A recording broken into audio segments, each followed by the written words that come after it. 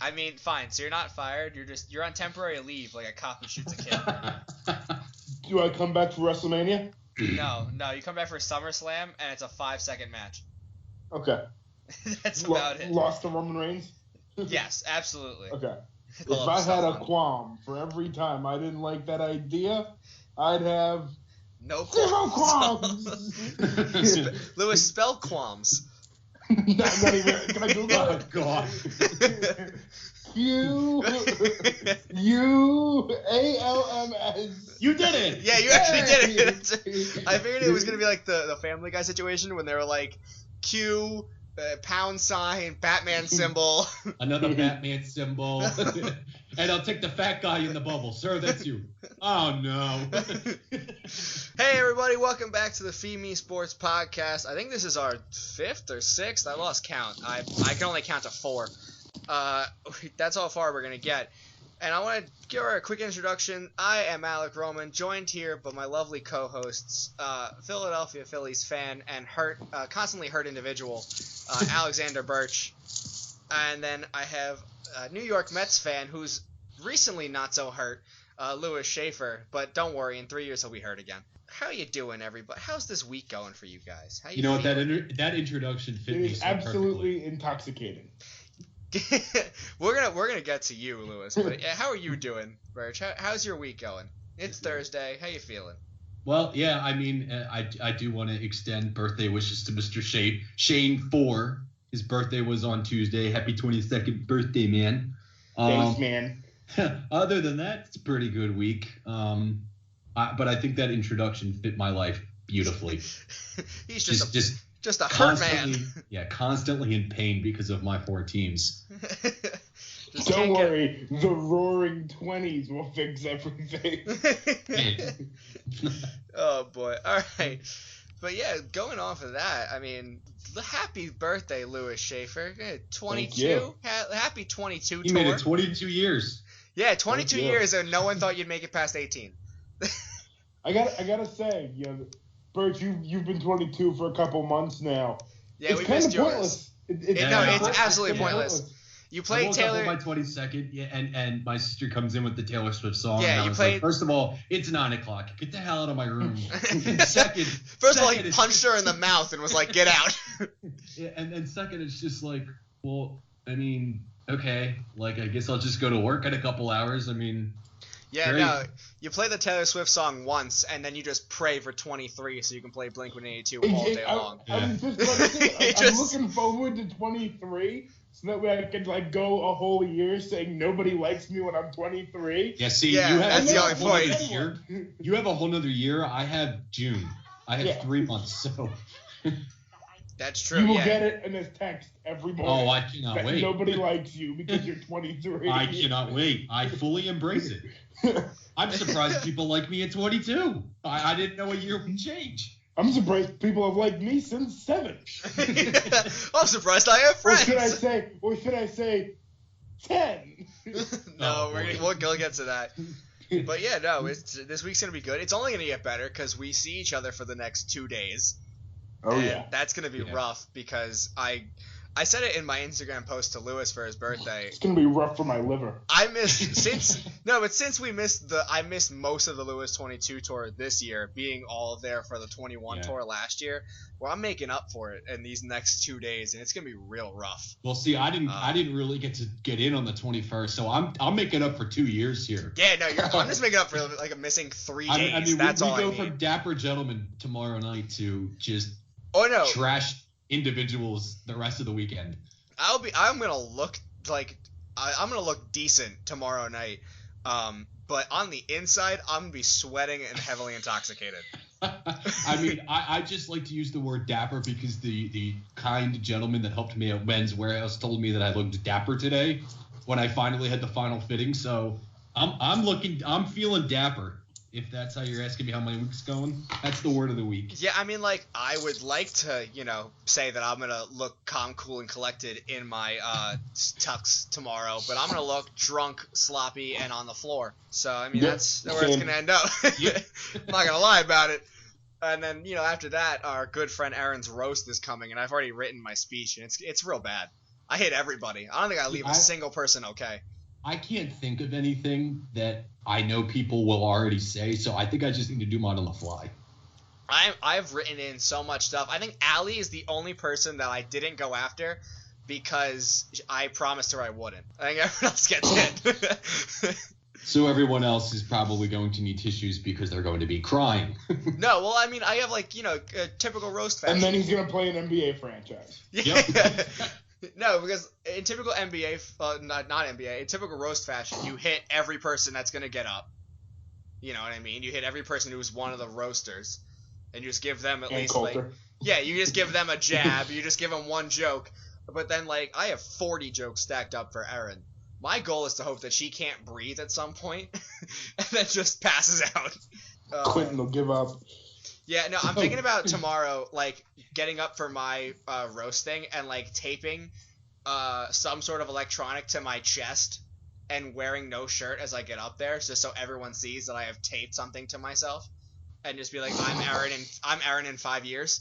But I don't know if that's insensitive or not. We have one more congratulations to do, though, Birch. We missed one thing over the weekend that we're probably not going to talk about. That's true. I'm going to say this begrudgingly, and it hurts me to say all these words in one sentence, but congratulations to the University of North Carolina for winning. Good for them. They had I can't even lie about it. That game was good. I'm not going to lie. That was a good game. It had me constantly invested. I think what happened was Zaga, when it came down to it, just relied too much on their guards and kind of gave up on the inside game. And, North Carolina buckled down on trying not to foul and not giving up those 3-point plays, and it ended up working out for them. Yeah, so, I mean, I'm always for the redemption story, so kind of cool to see them, Nova beat them last year, and then they come back and win, so. Yeah, they tip your hat to them. I mean, absolutely deserve it. Played well, played with dignity the entire time, and I still won $100, so I'm not, win's win. I won nothing. I won nothing. Hey, so I win again. That's another basketball thing that I win over the two of you. This is just absurd. I hate basketball too. It's that sad. What's the pick and roll? I still don't know, but I can hit a 3. 3 years, I told you pick and roll to the basket. I can hit the 3, and that's all that matters. So we'll start it up tonight with WrestleMania. It happened this weekend. I mean, I'm gonna say the right off the ultimate bat, thrill ride. That was a terrible catchphrase, but a fantastic WrestleMania. I mean, just after last year was slightly disappointing because I felt like the matches were lackluster. The setup was great, but just the performance was lackluster. This year, I mean, I was thinking like, I'll watch the beginning of the pre-show, see if it's good, and then I'll come back if I hear something's getting a lot of heat. From the first match till about the last match, I was constantly entertained. There wasn't a single part where I was like, yeah, I'm going to the toilet during this. Right off the bat, Lewis, what was your grade? If you could give it a grade, what would you give it? I would give it an A-. All right, hey, for you, that's pretty good because you almost threw the remote control at the TV last year, so I'll take it. All right, Birch, what about you? What are you giving it? I went and graded each match in a post for our site, but I failed miserably to give the show an overall grade, which I realized later that I should have. You probably should have led with that, but okay. But no, I'll give it an A. And the only reason, we'll talk about it. The only reason it doesn't get the A+ was there were certain matches and moments that did not appease me. However, I said it in the post, I think lowering expectations for WrestleMania pays off because, after lowering expectations in general pays off. Yeah, usually when you lower your expectations, it pays off for you. So yeah, last year's WrestleMania I thought was extremely boring.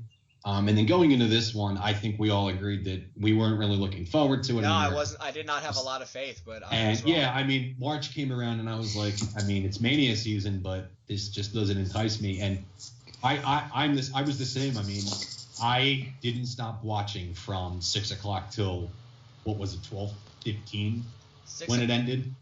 As soon as Renee Young hit the TV, I was in it. And so 6 hours dedicated to not even moving really. That shows that this year's WrestleMania, I think, not only exceeded expectations, but really it sets the bar for 34 to be even better, and that's kind of what I'm excited for. It's going to be good, and hopefully everyone can stay healthy.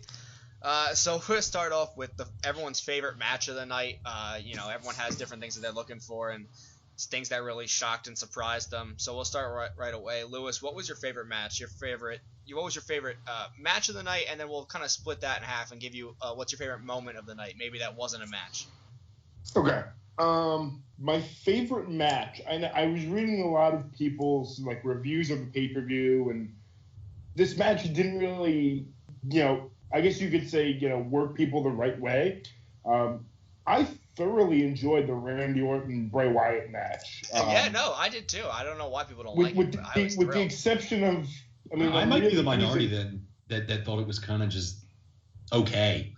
I thought, but I'm at least curious to hear your justification on it. I just thought that with the storyline going into it, that he now was more powerful because Randy burnt down Sister Abigail or whatever. So the projections onto the ring were awesome. It grossed out Aaron and Allie, but I thought it was awesome. First time also they really used, with the exception of the Evan Bourne one and the Seth Rollins one from 2 years ago, first time they really used an RKO out of nowhere to end it. Like, normally he hits it and then they kick out and then the match goes on. But a lot of people didn't like that he kind of just hit that out of nowhere and won, and it didn't feel like a big deal that he won his 13th championship. But I like the way they did the match, and I like, the way they told that story, and I'm sure it'll go on for a little bit longer here. And then best moment, it's between two for me, but I don't like to think of the other one, so I'm going to go with the Hardys coming back for that tag team match. Kudos to the New Day, because they helped it out so much. Kudos to the New Day all night long. Every time their music hit, I was thoroughly excited that they were here, where I thought they were going to be a cheap novelty thing that I was going to get bored of by the second hour. But every time I heard their music, I was like, cool, the New Day's going to talk again. And kudos to them for, that moment, they came out in their ring gear. Yeah, they were ready. It looked like they were going to come down. And, of course, I'm sitting there with Allie, and, of course, I get to kind of just, bust her balls over. You sit there and you gestate it. I was like, oh, my God. She's like, oh, my God, they're coming back. The Hardys are going to be back. And then I'm like, no. New Day's in ring gear. They come out in ring gear, and I'm able to bust Allie's balls and say, the New Day's fighting. And then, when that music hit, man, that was intense. Yeah, no, it was definitely better. Yeah, it's funny because I'm at a Mania party, and the New Day comes out, we're all like, well, they got held out of WrestleMania, they're in ring gear. It would be like them to just include themselves into the match. And you hear that music hit, and I think I speak for everyone when you got goosebumps. Yeah, oh yeah, absolutely. Because Cole's like, oh my God, things are about to get broken, and I'm a little upset you took that as your moment, but. So I'll throw it to you, Birch, because you were about to talk. You would have taken the Hardy moment, but what was your favorite match and then favorite moment of that 4-hour or even 5-hour show? My favorite match, and I talked a little bit about it on each podcast that we broke down. I have to say, Shane O'Mac and AJ Styles, for a match that was just kind of, it was the beginning of the show. We all knew that AJ was going to win. There's no way that, Shane would win. That match was exciting from beginning to end. Shane O'Mac is the kind of guy who, when he's in a match, he's going to do all these high-flying stunts. AJ Styles will do the same thing. And then Styles puts the trash can on Shane O'Mac while he's lying on the turnbuckle. He goes to, jump from ring to ring, rope to rope. Shane O'Mac counters it, does the same thing, lands it. Styles hits him with the clash. You got to go back and watch that match. I've gone back and watched that like twice already. I thought that was exciting, a lot of high-flying moments.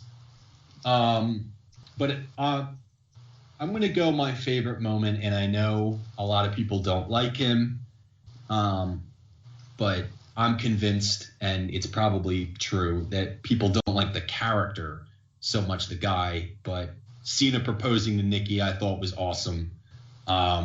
She celebrates after they hit the 5-knuckle shuffle in unison.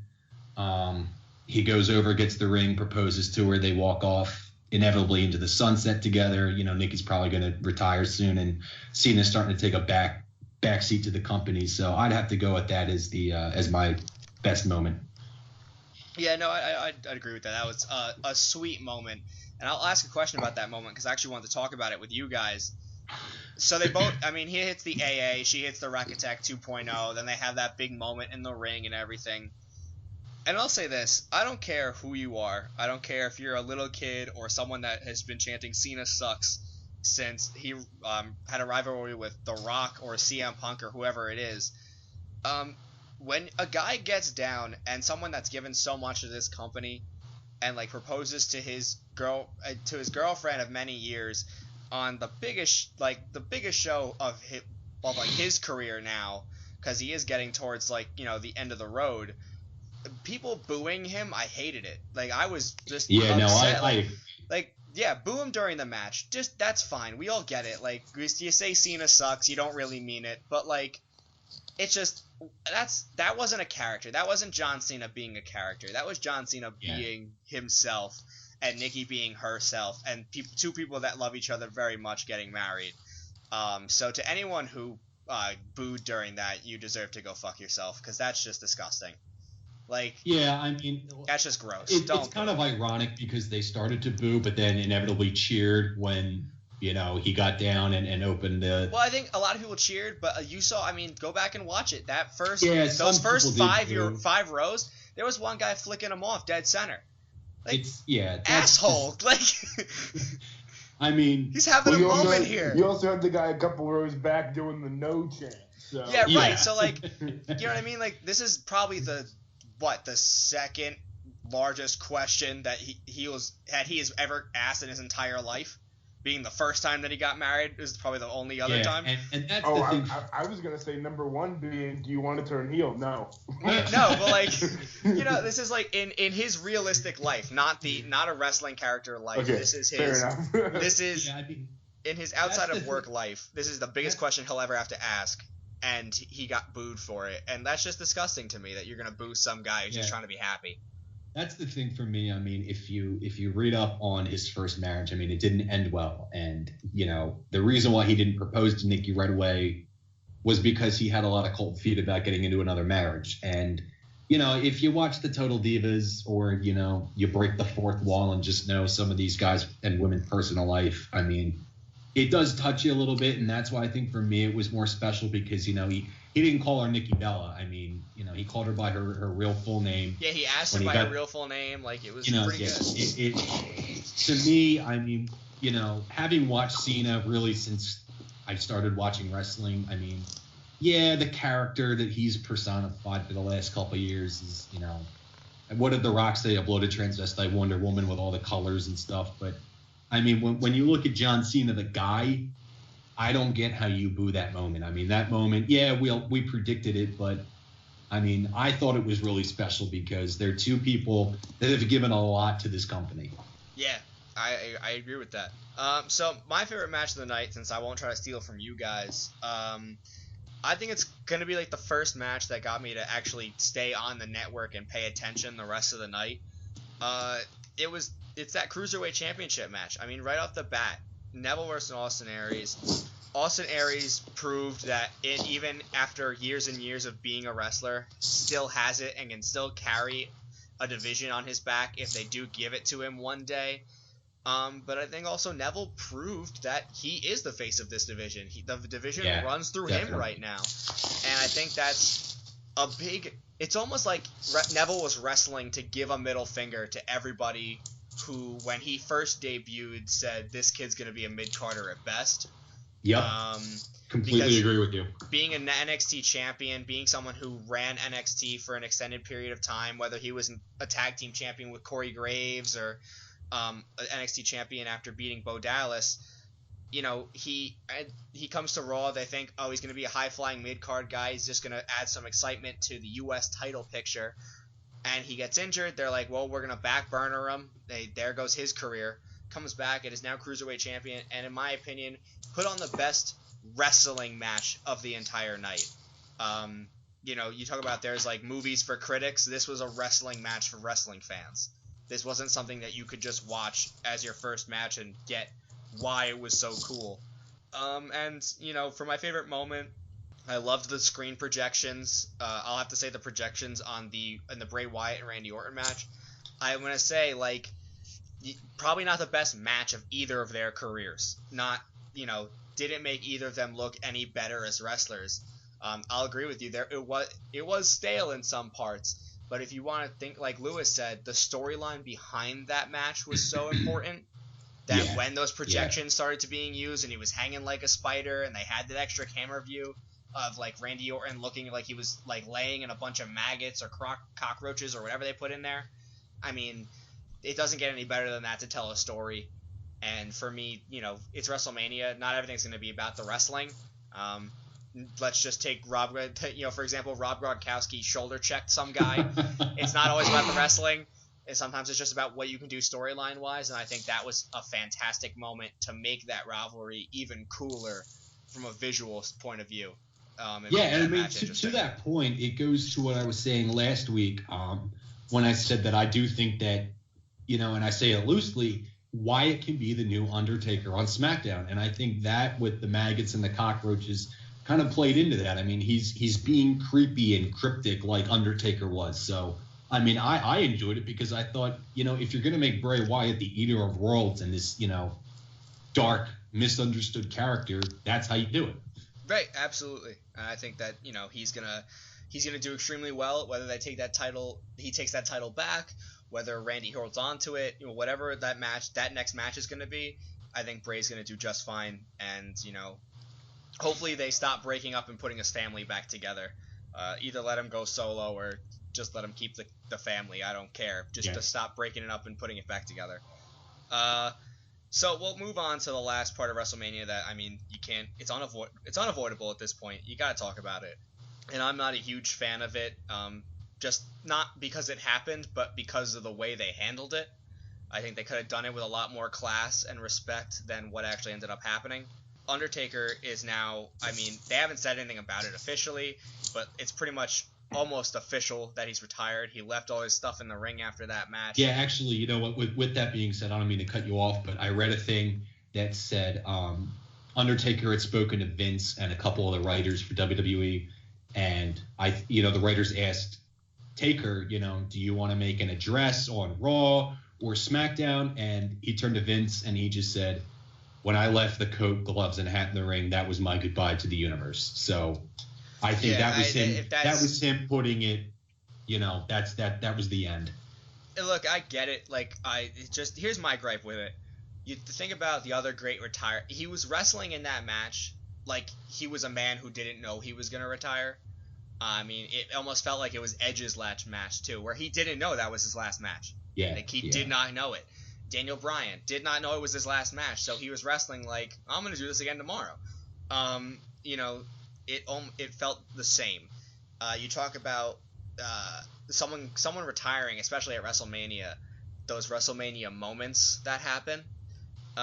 Something that's just engraved in my mind. Maybe it's just me, but you know, Ric Flair when Shawn Michaels is telling him "I love you" and how sorry he is, and then he kicks him in the chin, and then cries with him after it's over.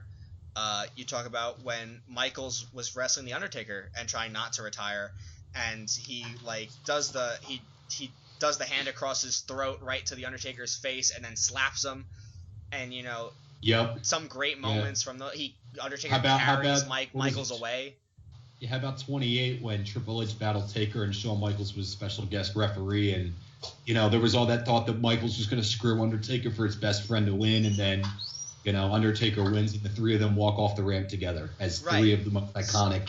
So like you have all those moments where, like, especially in retirement moments, if everyone kind of knew that this was it, you know, let's talk about the fact that at least Vince knew this might be it.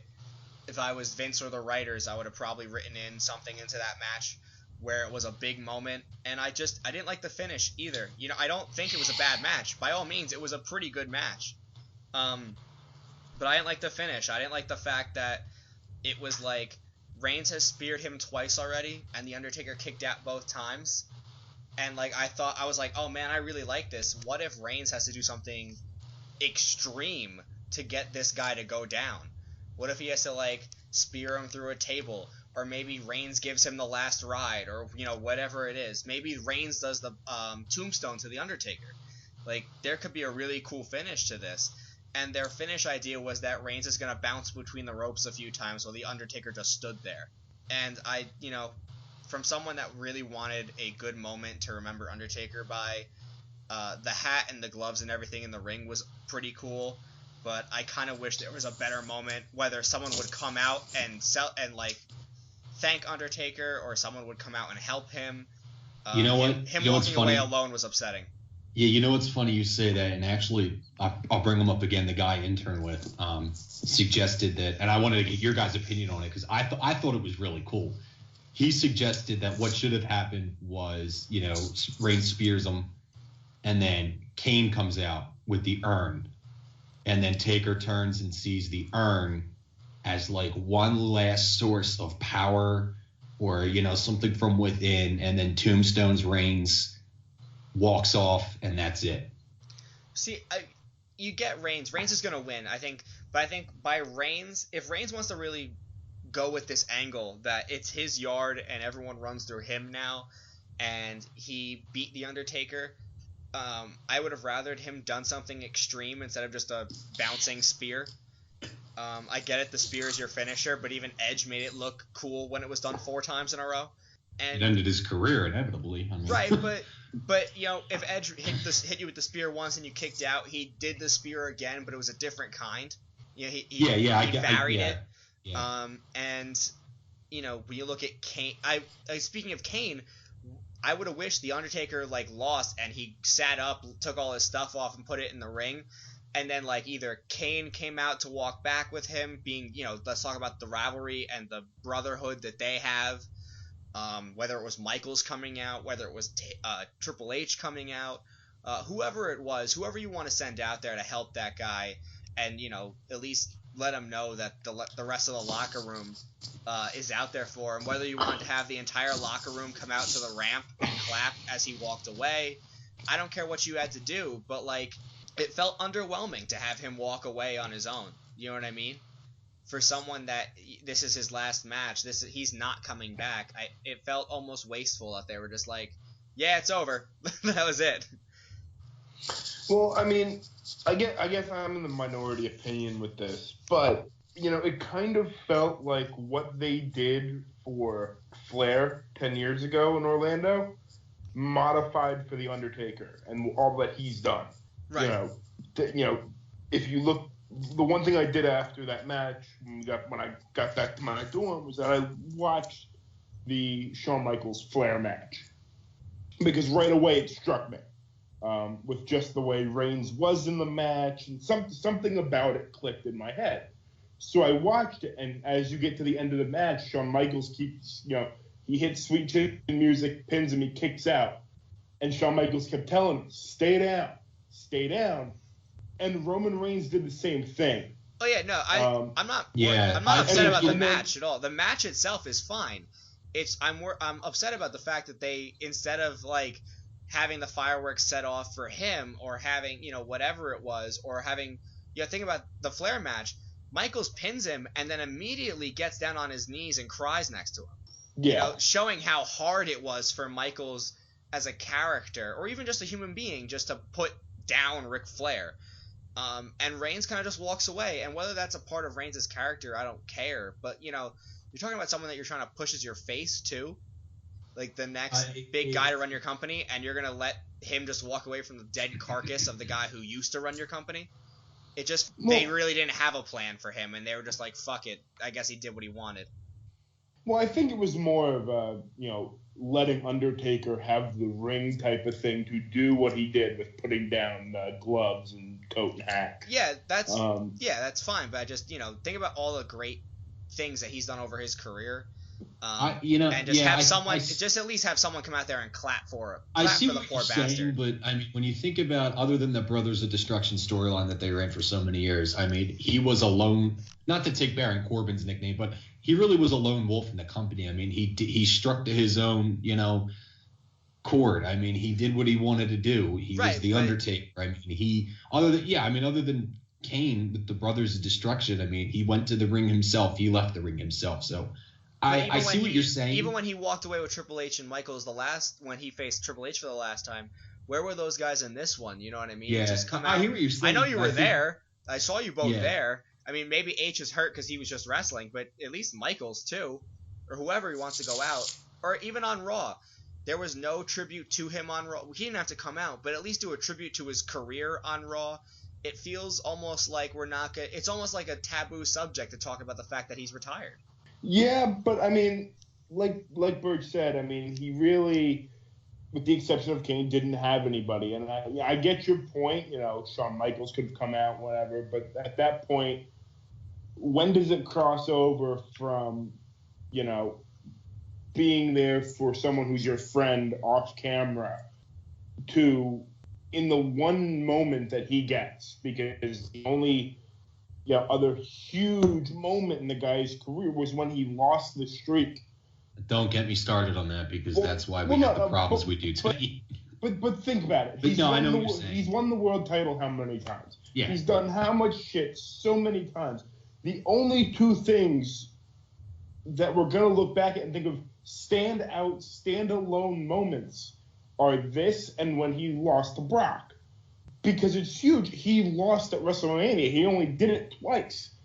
And I think if you would have had someone else come out, it crosses over into, do they start to steal the spotlight from him?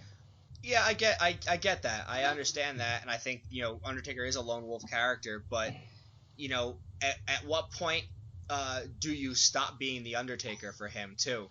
You're not just retiring a character. You're retiring a guy who worked his tail off for you for how many years? Look, you're retiring Mark Galloway. You're not retiring the Undertaker. The Undertaker's going to live on forever in TV and movies and whatever. But Mark Calloway's never coming back, and I think he deserves a little bit of something. Yeah, and here's the problem is, Lewis, you said it. And look, this has been a topic of conversation for 3 years now. The problem with The Undertaker is, and it's not a problem that he has specifically, but they never should have ended the streak. They had something perfect, I mean, with the 22-0, and then he loses to Brock.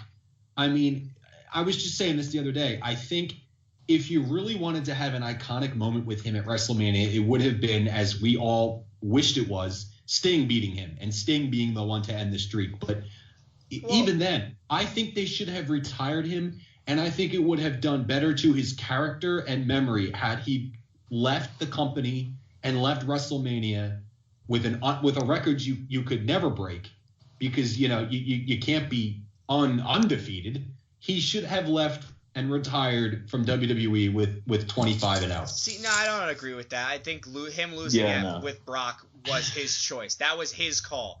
Mark Calloway wanted to call. I mean, like I said, the only way that he's been asking.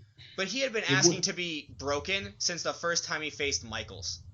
He wanted everyone to take it away from him, so I think you couldn't avoid it at that point. I thought, just in my mind, I think they should have at least told him, look, if you want to go that route, that's fine. I mean, maybe it's just my bias towards Taker. He should have walked out undefeated, but I would have should have walked out after he lost. I would have much rather preferred it being to Sting, because, Well, yeah, I think that was the original plan instead of having him face Shane McMahon. But, I mean, unfortunate things happened and Sting could not make it. Right. But I think the match itself against Reigns wasn't that bad. It's a good match. It wasn't a bad match.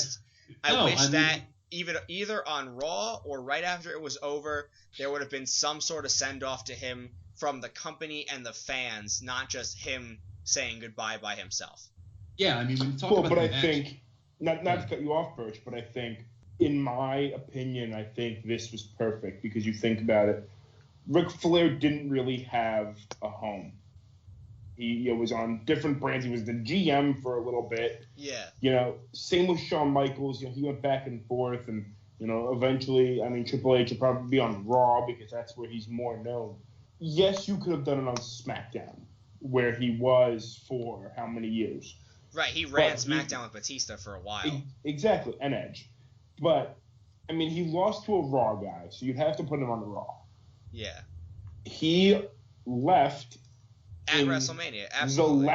In the last thing that really is his yard. Yeah. And that's WrestleMania. Yeah, absolutely. But I think the thing that bothers me the most out of everything is the fact that no one said anything about it. Where, like, we all kind of know it, and the locker room said stuff about it, but no one has come out and said, like, that was it. Like, I feel like if Reigns had come out and added a stipulation before the match had happened, like the loser retires sort of thing, I think that would have made it much more impactful when he left his stuff in the ring. Because no one knew. No one really had any idea.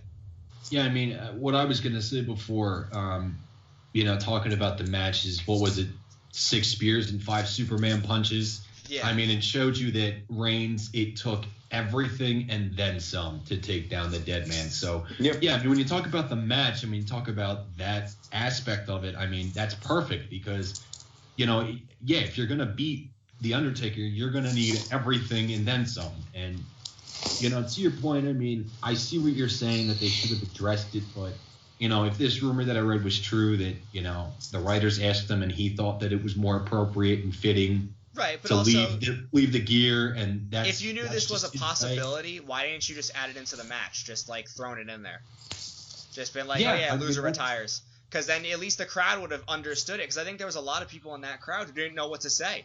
They didn't know whether to clap, cry, cheer. They didn't know. There were plenty crying. Yeah, but they showed all these people who were just. I'll admit I teared up. Because I guess we expected it, but the camera would pan to people in the crowd. And they would just be looking around like, so is it over? And, no one knew when to go home because no one knew what he was doing. So I wish they would have handled it with some more clear-cut endings is what I'm trying to say. Instead of just being like, I guess this is it. Well, I don't know. Yeah, no, that makes sense. I hear what you're saying. I just wish there was a proper end to The Undertaker instead of this ambiguous, maybe he is, maybe he's not sort of thing. Because it almost feels like right after the Brock thing, too. It almost feels the exact same. Because it was just like, is it over? Is he done? I don't know. Well, I think, at least for me, I think, you look at the last 3 big retirements that they went out on their own accord. Obviously Flair took that last super kick where he said, I'm sorry, I love you. Bang, kicked him. Yeah. Taker hit that, the tombstone. It was the dagger in Michaels. Yeah. And then, him literally needing to go off the ropes 3 times and then hit him to keep him down. Yeah. For me at least, that was the closure I needed, is that it took something that he didn't even do to Brock Lesnar at 31 to put down Undertaker. Anything that happened from the first bell to the last bell was fine. It was what happened after the last bell that was confusing, because no one really knew the options. It was totally possible that he could have lost, and then at SummerSlam he has another match. So I just wish that somebody would have said it somewhere that this is it. I would be shocked, I think, if he appeared at 34. Right. As so a wrestler. even if you said it beforehand, you say he's retiring if he loses, I think that spear off the ropes is 10 times more powerful because that's the last spear that he'll ever take. So then I'll ask you, maybe it is true that he said to Vince and the writers, this is how I wanted to go out.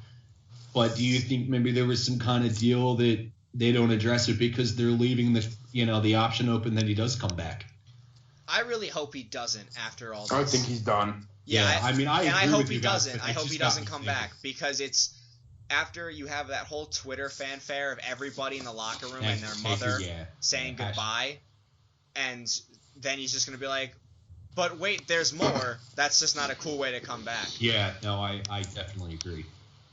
All right, so we'll move on to Raw. Going into it, let's talk about like the first thing. I'll bring this up. Raw to WrestleMania is always amazing, and it's just almost assumed that the crowd and everything is going to happen. Jersey crowd that did it, man. Yeah, it's everybody. Every Raw after WrestleMania is fantastic, but I want to highlight something that I thought was amazing, because after it happened at WrestleMania night, and the Hardy Boys won the titles, I had this fear in the back of my mind that they're going to Zack Ryder this, and that Gallows and Anderson are going to take their belts back the next day. And to have the Hardy Boys put on another good match on Raw, and to have them retain, and for what it seems like, hold those belts for a little bit, makes it 10 times better that they're back now. Yeah, I definitely agree. So Yeah. I'm really excited about them. Lewis, I'll ask you, because I don't really know. I don't know anything about their time in TNA, and I know very little about their career in the outside of TNA. Mm-hmm. Who is in charge of that team? Like, who is the face of that team? If they go full out with the broken storyline, eventually it will be Matt. Right, because the last time Team Extreme was in WWE, it was Jeff. Jeff. It was But- Jeff, yeah. And then you're talking about the broken thing, and it's Matt. And it looks like Yeah. there's from the two matches I've seen of them, it looks like they're two halves of an equal coin so far. Yeah. Let me ask you this, because you've seen both in extensive periods. What do you think is better? What do you think is going to work better in WWE? I know you love the broken gimmick, and it's been working for them recently, but given Jeff's success as a singles wrestler and a tag team wrestler in WWE, do you think the casual WWE fan will accept, I can slap a tomato suddenly being the face of this team? I think, and this is going off what I've read on Twitter too. I mean, Matt Hardy's commented on it. If you watch interviews with them through WWE.com or Raw Talk or whatever, he's using kind of the words that he used. So when he says, like, I think Renee Young asked him on Raw Talk, how's it feel to be back? And he said, oh, it's absolutely intoxicating. Like, that's a broken phrase that he's saying normally. So I kind of feel like they're doing essentially what they had to do with the club, in terms of, look, the Hardys are back, and we're going to get you attached to them again and remember the good old days, and then we're going to bring back what's been working for them since, early 2016. So I think it could catch on, especially on Raw, once they start to get their video packages and stuff. If they go full broken, I absolutely think it'll work, because they're going to get everybody that doesn't know about the broken storyline attached to them being back, and then they're just going to go hook, line, and sinker in with it when they eventually break them. Right. Okay.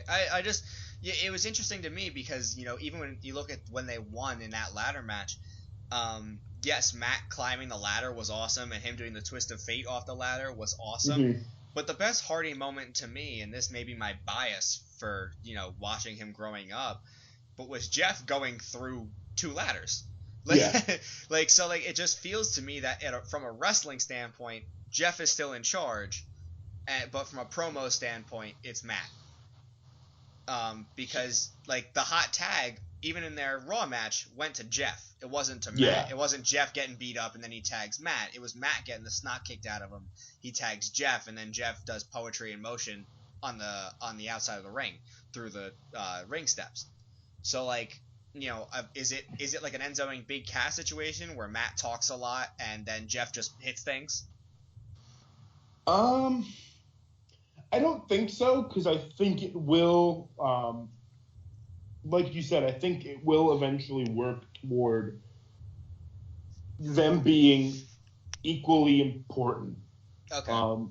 And as far as that goes, Jeff Hardy being Team Extreme Jeff Hardy, but working that in with Broken Matt. If they can balance that, they have something very good on their hands. I was going to bring that up too, because you look at their outfits, and Jeff looks like he hasn't left. Yeah. Minus the face paint, it's still Jeff. Yeah. And then Matt has, his blonde streak and his crazy hair that I'm sure it's going to turn into a perm one day. So it almost seems like it's like two generations of Hardys. It's not, it's not the old Matt with his goatee, but what works out better? Because does that work with Jeff being, still Team Extreme, throwing his fingers up in the air and doing his dance, and then Matt's, screaming delete? Like, what does that work out just because of the nostalgia factor, or do they eventually have to decide which gimmick they're going to play with? If they're a tag team, I think it will eventually work with the broken gimmick. They've gotten it over. They know how it works. And if they have control over it, it will work. Okay. But ultimately, everything, that I'm kind of seeing, it looks as though at some point, not this time, but maybe later down the road, once everybody kind of, gets it out of their system and that the Hardys are back, and if they start to trend down, similar to the Dudleys, I think they get broken up. They break out the broken. Oh, you think they're going to get broken up? I think they get broken up. Jeff goes to, let's just say Jeff goes to SmackDown. That's where he had his best days, too. I'd be excited if he went to SmackDown. Well, yeah, but I mean, and you break just Matt and put him on Raw, and I think that could work. All right, yeah. I mean, that works for me. I mean, I like the new Matt. I like old Jeff, and I think if you gave me both of those, not as a tag team, so no continuity errors, I think that's fantastic. And also, just to see, can I get one moment where Mark Andrews and Broken Matt have to look at each other and just acknowledge the fact that they're both here? Because I think that would be fantastic. Yeah. I mean, part of me, though, like, it sucks, like, the legal situation with TNA sucks, but I just want it to be over with. Because me as a fan, I mean, like you said, I was a fan of them back in the day, and I kind of fell out of favor with them because, Jeff had his issues, Matt had his issues, and they kind of fell out of the public eye. And then they come back with the broken gimmick. I just want the legal issues to be over so I know what they're going to roll with. Because right now, like with them doing the Team Extreme thing, but then them going into interviews and saying, it was absolutely intoxicating.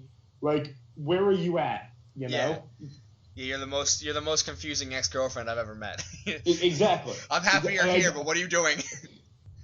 So I'll throw it to our tag team aficionado, Alex Birch, on the next topic I want to bring up. The Revival it debuts on the main roster, but I think they kind of made a move that surprises me after the Hardys came back the night before. Now there are two brand new tag teams on Raw. Alex, what does this do to the Raw tag team division, and what does this mean for SmackDown's tag team division? It makes me extremely happy because, I mean, like I talked about it in the last show, over the last couple years, really up until like 2014, 2015, the tag team was horribly neglected in WWE. I mean, they kind of just slapped two guys together and said, hey, you're a tag team, go make something happen. But other than I tweeted this out, I said this in our post, I'll say it again.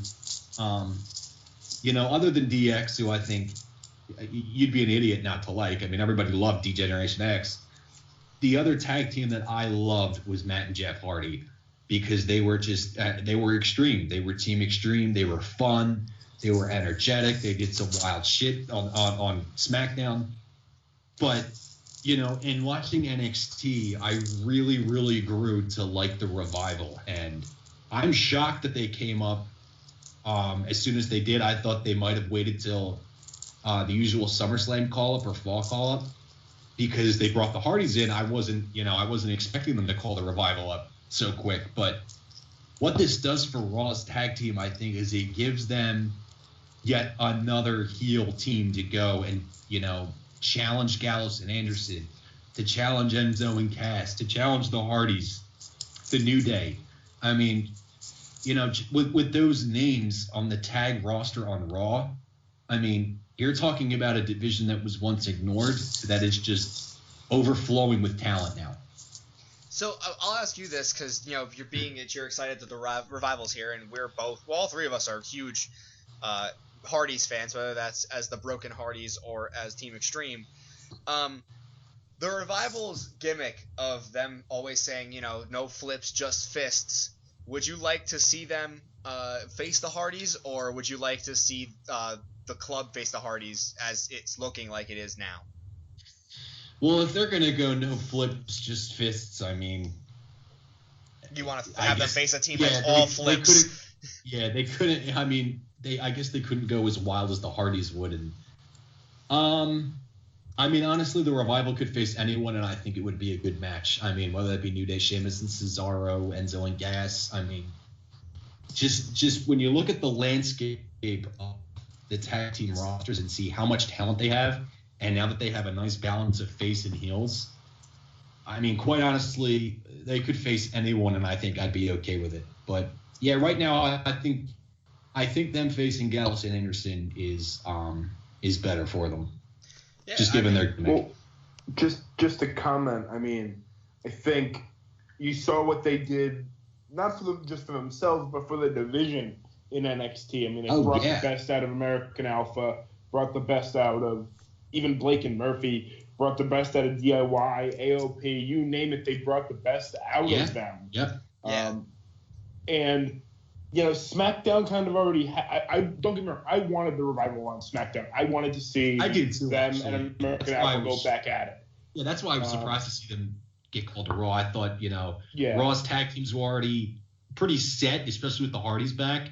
So that's why I was a little surprised they weren't moving to SmackDown. Well, yeah, but I mean, like I said, I wanted them on SmackDown as much as the next guy. I wanted to see them in the Revival again, but them in the Revival, them in American Alpha again. But I mean, I feel like there were already plans and storylines in place before the Hardys came back to have the Revival come in and be that kick in the ass that Raw's tag team division needed. Because the New Day hasn't done anything since they lost their titles to Sheamus and Cesaro. You have Sheamus and Cesaro, which is a taste of why the tag team division sucked in the first place, just putting two guys together. Granted, they've made it work, but it's a nod back to the old way. And Gallows and Anderson, who they're starting to gain more support, but you can still see a lot of people go to the snack stand when they're wrestling. So I feel there were already plans in place for the Revival to be that kick in the ass that the Raw tag team division needed, and the Hardys only double that, if not triple that. So, yeah, I mean, I definitely agree. I mean, I could see that where they weren't sure about Matt and Jeff, and probably playing this maybe a month or two ago that NXT Takeover Orlando, you guys will, you'll have your final match in NXT, you'll come up, and the Hardys were just icing on the cake. That now it's almost as if you have a good problem because you have loaded teams on Raw's tag division. Yeah, I'm excited for Raw's tag team division. I'm a little upset that they did not go to SmackDown because, again, I love the American Alpha and Revival fights. I guess I'll have to wait for a different rivalry to come up for them. But let's just, well, hey, there's a roster shakeup coming Monday, so you never know. I don't know if any team that's just come up's moving, but here's hoping. Let me just say, the last thing that happened on Raw, the main event, everyone saw Chris Jericho getting hurt. Everyone kind of knows why he got hurt. I knew we couldn't get through this podcast without you mentioning this. But, there was rumors that he was going on tour with Fozzy, and I was shocked to see him Monday night, I'll be honest. But once he got beat up, I kind of knew what the direction they were going with was. But I have to question, obviously Finn Balor comes back, everyone's excited. I mean, even Rollins looked like he had a big smile on his face to see Finn back. I'll throw this out there to you guys.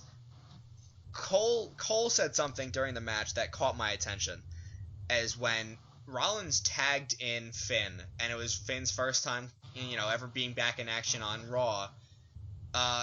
It looked like they were saying him and Kevin Owens, this fight's been waiting to happen. When is it when has it been waiting to happen? We've already had it twice.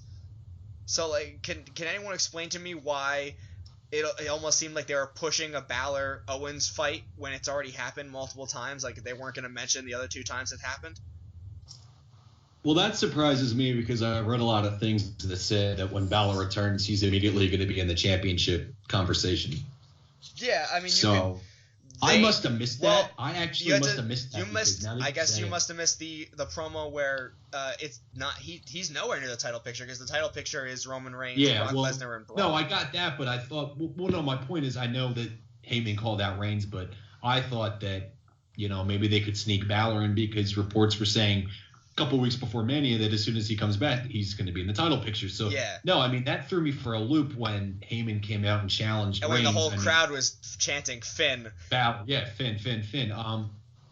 I mean, I must have totally missed when Cole mentioned that. Yeah, but there was a moment they stared each other down in the ring and Cole said it, and then he said it again because Balor gave Owens a drop kick into the outside barricade. Like Cole said it and was like, he's been waiting to do that for a while, and I was like, he put him through a ladder the last time these guys saw each other. Yeah, I mean, my guess is that maybe they're, and I think they did it wonderfully, Heyman calling out Reigns, with that storyline appeared to be set in motion that this is the plan for Balor then for the time being. Yeah, I mean, I'm not against it because I think those 2 matches, I don't know about, you guys, I know, but those 2 matches were fantastic. The one in Japan, and then the one in Brooklyn were amazing NXT matches. But where does this put Owens, newly winning the United States title? Does he just give it up to Finn? Because do you make Finn lose when he first comes back? Do you make Finn win when he first comes back? What's the plan for that? Yeah, I mean, I know Lewis is one of the biggest KO supporters there is, so I feel like it would kind of be a disservice to Owens if he lost the belt right away. Like, what was the point of him winning the U.S. belt off of Jericho just to lose it? I mean, and it's no disrespect to Finn, but I just don't know if you can give Finn a victory right away after being away for, 8 months, especially with Owens winning it at WrestleMania. So, well, I mean, but I feel like if you give Finn a loss right away when he comes back, it almost kills his momentum because he got a huge pop when he came back, and when his music hit, the crowd went nuts for him. You're just gonna kill his momentum just like that and put him up against another crowd favorite. I mean, I would have rather him face Joe, and then that's the problem that they need to address. Is do they kill the momentum or do they make it predictable with him winning? I mean, and I don't know. I mean, I think if you have him lose, you could book it to. You can make it where it's Finn Balor losing, and then maybe he challenges Owens as the Demon. I mean, I'm just throwing ideas out there. Yeah, I would have rather seen Balor face Joe or Balor face somebody else where he could have gotten the win and it wouldn't have damaged anything because no one's losing a title. Well, I would have preferred it as, Heyman calls out Reigns because, Reigns and Brock are the 2 and 23-2, but Balor comes out and says, well, hold on a second. I mean, that was my belt, and I tore my labrum and was out for 8 months. I mean, hold on a second. I was the first Universal champ. I feel like if you threw Finn Balor, and as much as I would love to see that match, I feel like there's a certain man from Minnesota who would laugh at Vince if he suggested it. And I just think that's what it would come down to, because he laughed at Dean Ambrose, who's a big guy. You can't forget Dean Ambrose is a big dude. And he laughed at Dean Ambrose when it was originally suggested. And so if you threw out, 5'11" Finn Balor at him, who could be a cruiserweight if he tried, I think Brock would. 5'11" Demon. No, but he's 5'11" and 195 pounds. It's not like Finn Balor's a super heavyweight. I feel like Brock would laugh at him and look Vince dead in the eyes and be like, I'll break that kid. And it's like, no, that's one of the world's best wrestlers, but all right, walk around and flop your dick out. So I mean, it confuses me, but I'm happy to see Finn back, and I'm happy to see that he's okay, and he, he kind of showed off that his labrum's all right by, suplexing Joe a few times and showed that he's good to go. But we'll move on to SmackDown, which sadly didn't get this big of a crowd pop because it was another day later, so I guess everyone had a day to relax. between WrestleMania and SmackDown. But let's talk about the two SmackDown debuts. Shinsuke Nakamura debuting. Kind of wish he had a match. Kind of wish it wasn't just him walking out. Kind of wish that he came out to go, Kinshasa someone right in the face. But I'm excited to be there. I'm excited for him to be there. Who do you think he faces first? Because he's got to face somebody. I'll throw it to you, Lewis. Who do you think Shinsuke takes on first? It's tough. I think probably start off with probably The Miz, I would say. Yeah, I mean, that's what it looked like, because The Miz was doing his, John Cena impression, and then Shinsuke comes out, but nothing really happened, so I kind of wish they did go at it. Yeah. I mean, I think it'll be Miz to start, just to show what he could do, and then I think I would guess probably. Do they have a pay-per-view before Payback, or does Raw have the first one? I think Raw has the first one. I believe. So I mean, I guess Backlash. I don't know, whatever it is. I would say Baron Corbin will beat Dean Ambrose, and then I could see them going that way. Shinsuke keeps beating up The Miz. Shinsuke keeps beating up The Miz because he's The Miz. And then once you get the Baron Corbin, Dean Ambrose feud settled, as far as a rematch clause on Dean's part, whatever, then I'd have Shinsuke versus Baron Corbin for the IC title. Yeah, I mean, I like that. I'm just excited that Shinsuke's here. Going on to the next SmackDown reveal that they had someone come out. Ty Dillinger has finally made his debut as a wrestler on WWE TV. And not Stan, the guy who got his head kicked in. But what does Ty Dillinger mean for that SmackDown mid-card? I mean, Dolph Ziggler said it in a tweet, and he said it's about goddamn time. I would love to see a match between the two of those guys. I think they've both been around as long as each other in WWE, but they haven't really gone at each other. I would love to see Ty Dillinger take on a heel Ziggler. And Ty Dillinger, I mean, has such momentum behind him. Please don't kill his momentum like you killed Breeze. So, make him a mid-card stable, because I do love Ty Dillinger, and I think. I think what he's got going for him too is that the fans actually like him, as opposed to Tyler Breeze, who just kind of was in NXT for way too long. Well, he had Tyler Breeze had heel heat, which is different than face heat, I think. Well, yeah, but. Everybody kind of saw that, after the Ascension bombing on the main roster, that Tyler Breeze would, kind of fill in that void in the mid-card as far as the bust from NXT. The fans, like I said, weren't really behind him. They tried to, have him have matches with, like Jushin Thunder Liger, and he never really got embraced by the NXT fans, even as a heel. And I think Ty Dillinger is so over with the fans. I mean, who else could be considered, for all intents and purposes, a developmental talent in NXT that was brought in to put over other guys and then got over? Right. Absolutely. He's been in FCW since God knows before, and then he went to NXT and, found moderate success, but I want him to do well here, and I think he can if they book him right and they write him right. I think he can have great success here. I think he will. All right, so we'll move off of wrestling. We've talked about it for most of this podcast. I just want to throw one thing in here real quick. It just came to my mind. You guys were talking about, what do they do with Finn? And obviously, Birch, you mentioned the rumors that he was going to jump right into the world title picture. I think he does, but not Brock. I truly believe Randy's coming to Raw with the belt during the Superstars shakeup or whatever the hell they're here's my calling question. it. Well, so then, so you're going to have one belt again and just put the belt on Raw? Yeah, so what belt is SmackDown going to have then? They can make a new one. I don't care. I mean, you can't have two belts on Raw. You can't have two belts on Raw. It's not a thing you can have. This is my petition for WWE to bring back the European Championship. No one liked that belt even when it was a thing. Come on. Only you like that belt, and Jeff Hardy because he won it a few times. Exactly.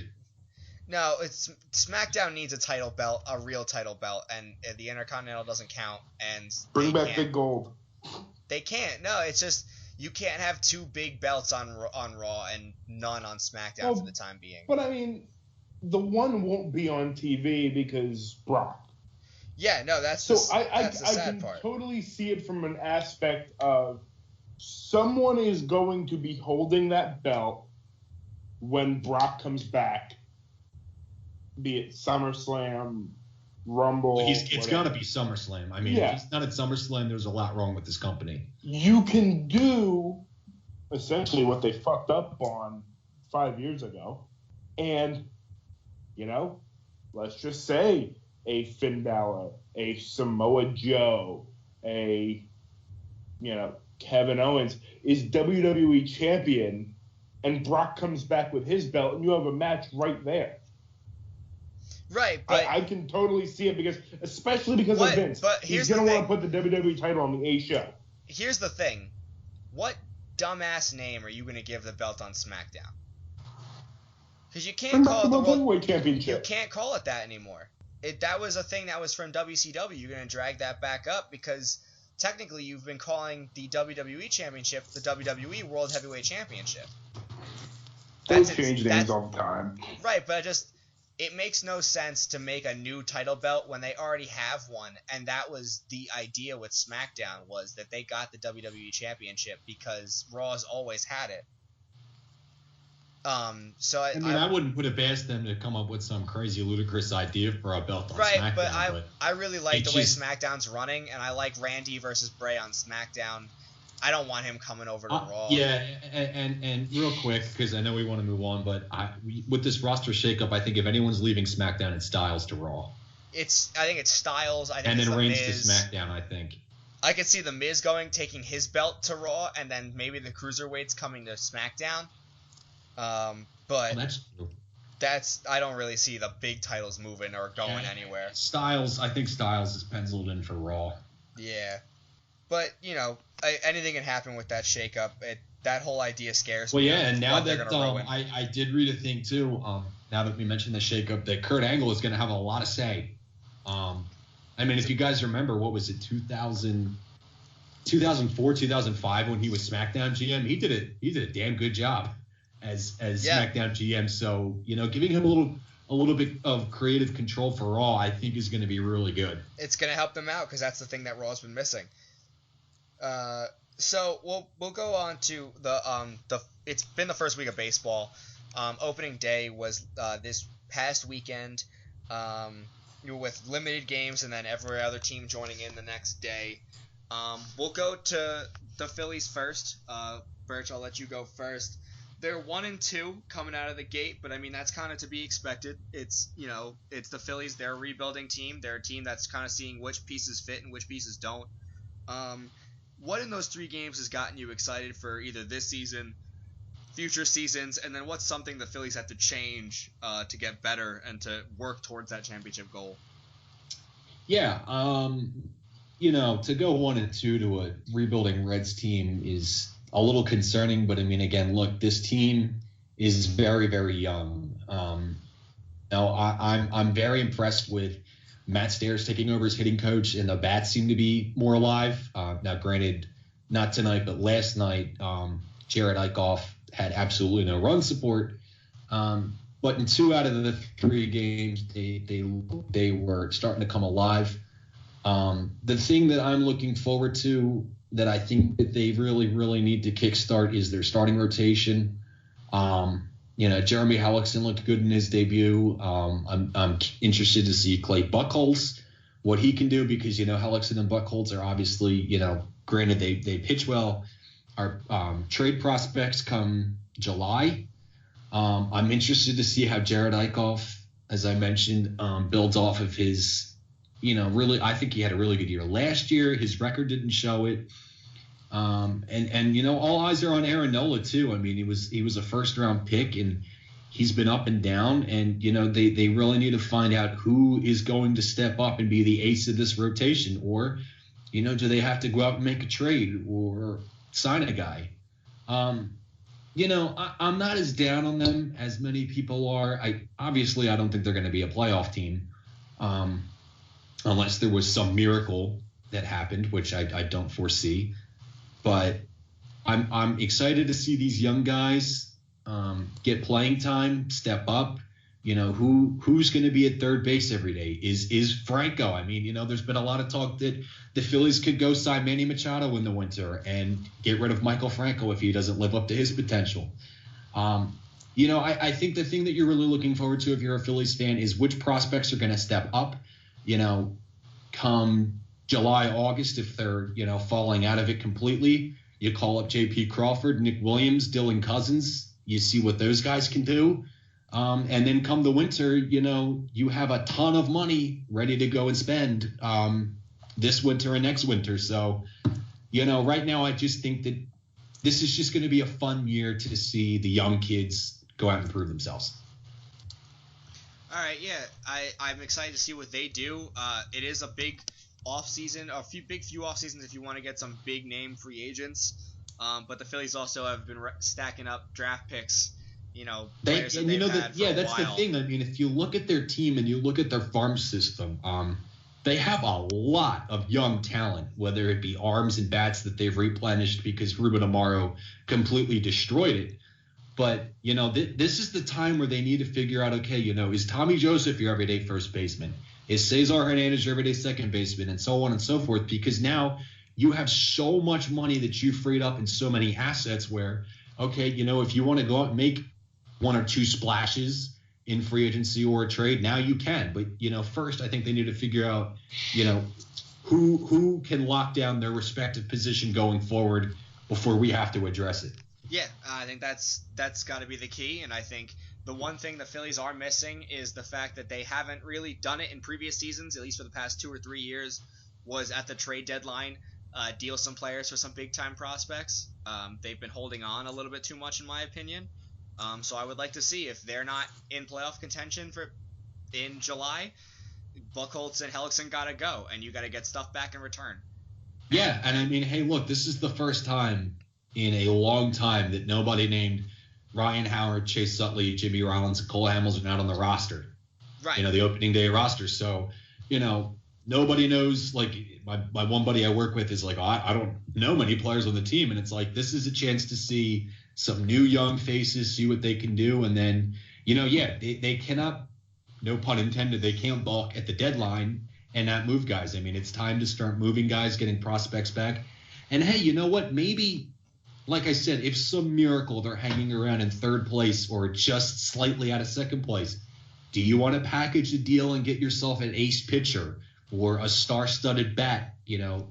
Maybe not to contend this year, but it sets you up for the winter and it sets you up for next year to start building around whatever you have. Pick somebody to build around. Right. I mean, so look, if you're a Phillies fan, like I said, it's just time to get excited about it's new. It's a totally new era now. So yeah. So I mean, I'll go next because the Mets are the predicted better of the three of our favorite teams. The Yankees go 1-2 in their first 3 games as well. They are playing the Rays again, another rebuilding team, but it's not like the Yankees are a real playoff contender either. There's a lot of questions on that team. I think what had happened in the past 3 games was we saw the 2 problems that the Yankees have as a team right now come into big play, and it showed up big. The biggest performance put on by the Yankees was done by CC Sabathia. That was their best pitching performance. He shut out the Rays. So, it comes down to you have a brand new catcher this year in Gary Sanchez. He doesn't really know all the pitchers that well yet. He worked with them for about 2 months last year. He's got to make those adjustments, make sure he knows the rotation very well. And the Yankees got to figure out what that rotation is. I mean, you obviously have Tanaka, Pineda, Sabathia, but Sabathia is leaving soon. He's going to retire either this year or I don't know where he's going to be next year because his contract's up. Severino has been up and down. He looked really good when he first came up, but in the past year he struggled. And then there's a bunch of guys in farm system ball. Who are you going to bring in? You're going to bring in Chad Green? Is it Caprillion? Is it Jordan Montgomery? Is it Dylan Tate? Who is it? Who is it? And when are they coming? And then just, for position players, when Didi comes back, I think that defense is fine. But without Didi, there's a big hole in the middle of that infield. And, Torreyes isn't the answer, and Gleyber is not ready yet. So, for Yankees fans, get excited. I think we're going to get a second place or a third place. And we're not going to make the playoffs, but we're going to get close. And, hopefully this year solidifies that rotation and it gets us going towards where we need to be in a year's time to maybe sign Machado and get rid of Headley and then really be a championship team. Yeah, I mean, real quick, I wanted to add before Lewis talks about the Mets is I think the Phillies and Yankees are in the same boat here. I mean, we have some young players that we're excited about. We have a lot of figuring outs to do, but on any rumor associated with Bryce Harper, Manny Machado, Andrew McCutchen, Clayton Kershaw, I mean, any of these big name free agents, they all are linked to the Phillies and Yankees because we have opened up a ton of payroll. So I'm excited to see. I mean, I don't call the Yankees a favorite team. I mean, I do respect Derek Jeter, and I do love a little Phillies-Yankee rivalry because I think it was fun in 2009, albeit we lost. But, I mean, when you look at it, I think we're in the same boat where it's going to get interesting to see how, the little brother of the two cities, Philadelphia compared to New York, matches up with, when the Yankees go out for free agents. Right, because, and you got to see, what free agents value where and what people are going to go to what places. And I think that's, the best part about baseball is this is a sport that also, it revolves around money a lot. But it also plays to loyalty a lot, and loyalty to coaches and loyalty to GMs and stuff like that. So I think, it's going to be an interesting offseason. It's going to be an interesting season, to see who gets traded to where. Because, I mean, the Yankees can very likely, in midseason, trade away Chapman again, get another big prospect, and then just pull this shit every year till we start winning some games. Yeah. And, it's if it worked out once to get Gleyber, I don't care who we get because it's still a win. And whether Aaron Judge pans out there in right field or whether that Matt Holliday is a good rotation player or Aaron Hicks or whoever it is, there's still Clint Frazier and Tyler Austin who are just waiting for their shot to get up there. So I'm excited. But we'll move on to the team that it's in win now mode because they got to pay a lot of money in the coming years to keep that team together. Lewis, the Mets go 1-1 in their first two games. They're obviously playing again as we're recording this, so we don't know the winner of that yet. But you're playing the Braves. You go 1-1.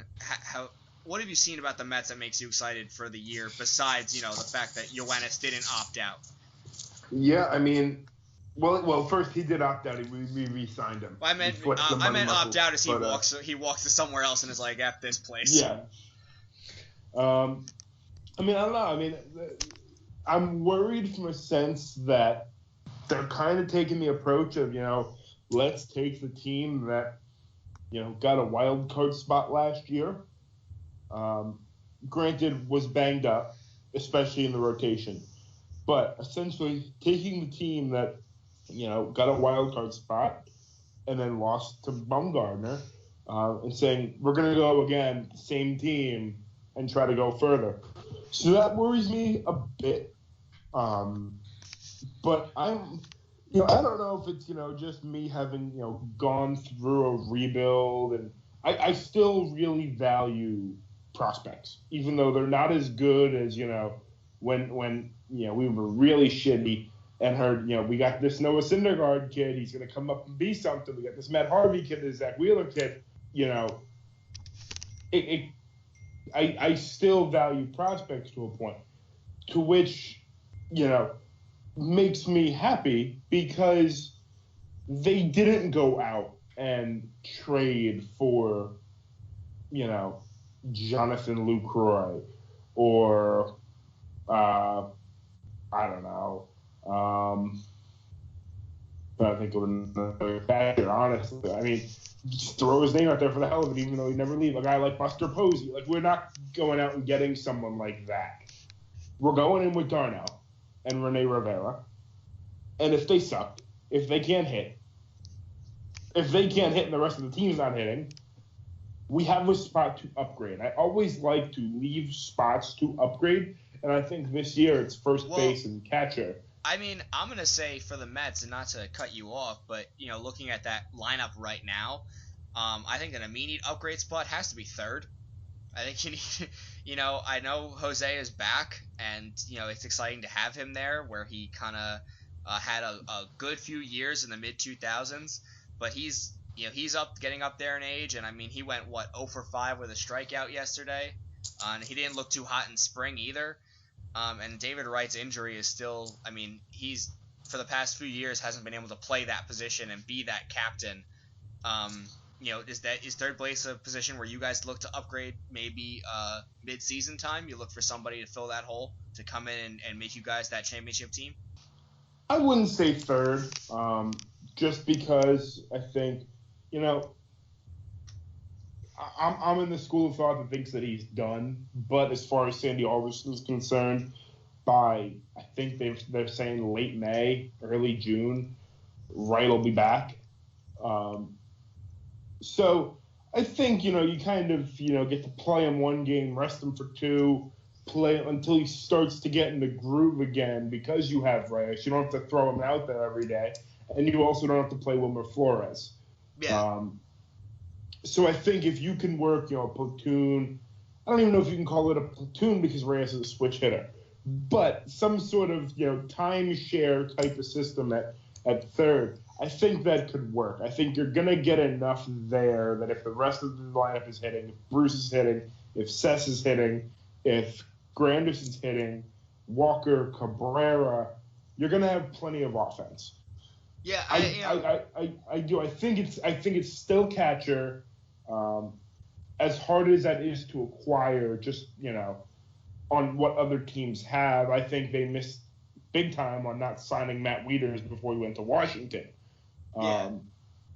But I would say catcher first because it's been a pressing need since last year because Darno just can't get it done with a bat. First base, I wouldn't mind a replacement for Duda. Kind of has become an all or nothing type of hitter. It's either going out or he's striking out. Exactly. But at the same time, again, this comes back to the prospect thing. I don't want to commit a long-term contract to a first baseman because we do have Dom Smith, who looked promising in the spring. So, again, not to buy all in on a prospect, but the kid looks special. It's for me, it's catcher. They gotta do something at catcher and I'll say that with an asterisk because, if Darno's hitting, he knows how to play the position. It's just a matter of in the last 2 years he hasn't given jack with the bat. Yeah, I mean, the Mets are in obviously the best position to win, but if you guys don't get it done either this year, next year, or the following year, you're gonna start racking up some real bills trying to keep everybody around for a long term. Well, I think that's everything I've read said that's been the strategy with how they've spent kind of cerebrally. With getting good in terms of the only real huge contracts we have on the team right now are the qualifying offer to Neil Walker Cespedes and Wright. Yeah, I mean, and Wright both up after 2020. Wright probably goes away, but I mean, you're gonna start getting those pitchers getting angsty and saying like, "Hey, listen, we know we're good." And all it takes is for somebody to get someone's ear. But again, like I said, they've kind of spent very cerebrally. I mean, they're not really throwing huge money at any one player besides, like I said, Walker, Cespedes, and Wright. And with the way, it's been going for, this is, the third or fourth season, give or take, that attendance has continued to grow to the point where now we're getting very close to the territory that, your two teams were in 5 years ago, where every game's a sellout. So when they're not spending that much on the team, but they're still performing and still selling out, it's just going to make it easier in the long term. I mean, the Madoff thing's fixed, so it's just going to make it better long term in terms of keeping these guys around and continuing the success that we've had. Go ahead. Well, I was going to ask you this real quick, but out of the rotation that the Mets have, that's their biggest strength, and it has been for the past few years. I don't think maybe it's just my opinion. I don't think you can keep everybody. I think someone's got to go. I just, I don't see any. I don't care how big your bank account is. You can't pay them all what they're worth in the open market. Who would you like to stay and be the face or the faces of that rotation going forward? Because Harvey, DeGrom, Syndergaard, and maybe Matz can demand some money, but not a lot. But those three guys can demand a pretty penny from some team. Who would you like to see stick around? Obviously, it's out of our hands, but no. I think it's those three that you said. I think you have to keep Matt Harvey around. He started the whole thing. There's a connection there. DeGrom is the best pitcher on the team, and Syndergaard's the best thrower, and when he learns to pitch, he's only going to get better. He's filthy already. When he starts to, he started it last year, he's going to continue to develop and become a stud. So I think it's those three. And that kind of set you up with something like the Giants had during their heyday, where it was Mad Bum, Kane, and Lincecum. Yeah, absolutely. And then kind of had those rotating doors at 4 and 5, be it Ryan Vogelsong, Jonathan Sanchez. Like, they worked. Are they necessarily your superstar pitchers? No. No, but they pitch every 5 days and they get a win. Job. And I think you can have guys, especially the guys who came up last year, guys like Seth Lugo, guys like Robert Gazelman, eventually Marcos Molina. I think you're going to be able to kind of do what the Giants did in their heyday in terms of keep the three core ones in Harvey, DeGrom, and Syndergaard, the ones that have stayed relatively healthy with an asterisk next to Harvey, and kind of have that rotating door at 4 and 5 while still keeping an offense on the field as well. Well, see, what I wanted to say was, and I've suggested this to you for the last 4 years, but we all talk about pitching and how great pitching is, and it is. I mean, but I've said this to both of you. I think this is the 4th straight year I'm saying it. When you think of good teams, you have to think of offense. You think of bats that show up in the postseason. I've made the analogy a billion times. The Phillies won in 08 because they had Cole Hamels was their go-to guy. They had an invincible offense and they had an invincible bullpen. The Yankees had the offense in 09. The Giants came together in 2010. The Cardinals in 2011. So what I was going to ask you is, do you think, you have Harvey, DeGrom, and Syndergaard, 3 very good pitchers, studs at that. Do you think it's time that the Mets look to add a hitter or two, so that they don't fall into the trap that the Phillies did in 2011, where you had 4 aces and an offense that just died out in October? I mean, I think that's where Matz and Wheeler fit in. I think that's your perfect opportunity. Look at a team who's really struggling for pitching. Package those two and say, hey, whoever pans out, pans out. If the Mets came back with somebody who could really tear the cover off the ball, I think we talk the World Series. Gazelman and Lugo look really good. So why not get Matz out of here before he starts asking for money? Why not get Wheeler out of here before he starts asking for money? Right, and I'm just suggesting it because, look, the 2011 Phillies are a perfect example where you overestimate pitching. They had Halladay, Hamels, Lee, and Oswalt. Well, I mean, Oswalt had injuries, but forget the Phillies. Look at the Mets when they tried to win a World Series. It was the same thing. You look at that series versus the Royals, they lacked run support. I mean, exactly. DeGrom pitched lights out. I mean, just absolute lights out. But when, you can't score runs to back up that performance, it hurts you. So I think, Wheeler and Matz would be the people to go. And the reason I bring up the Phillies is because go back to Game 5 of the National League Division Series in 2011. Roy Halladay gives up 1 run, has a dozen strikeouts, and they lose 1-0. I mean, but the reason why I'm bringing it up is because, I'm asking Lewis, and, I've suggested it to you 100 times, is it time for them to give up on one of these guys or two of these guys to ensure that, okay, you have DeGrom, Syndergaard, and Harvey, but that you put even more offense around them come October? Well, I think I get your point. But I think, part of the thing is that, the Mets didn't really a lot in those two, in Matz and Wheeler. I mean, you got Wheeler for a rundown Beltran, and Matz was a late round pick that panned out. So, I kind of see it that way as, we got lucky to get them. And, last year, if everybody's healthy, if Harvey doesn't have his issues, DeGrom, Wheeler, Matz, etc., if they don't have their issues, and if Jay Bruce had, I know it's a lot of ifs, but if Jay Bruce had come over and immediately hit like he did in Cincinnati, or even better, if he had a half season like Cespedes had when he came over from Detroit, the Mets don't have a bad offense. It can struggle at times because at times it can become very, very all or nothing. We're very reliant on the home run. That's, kind of where Reyes helps us, because at least, him and Cabrera and even Walker to an extent can get guys on in front of the big hitters.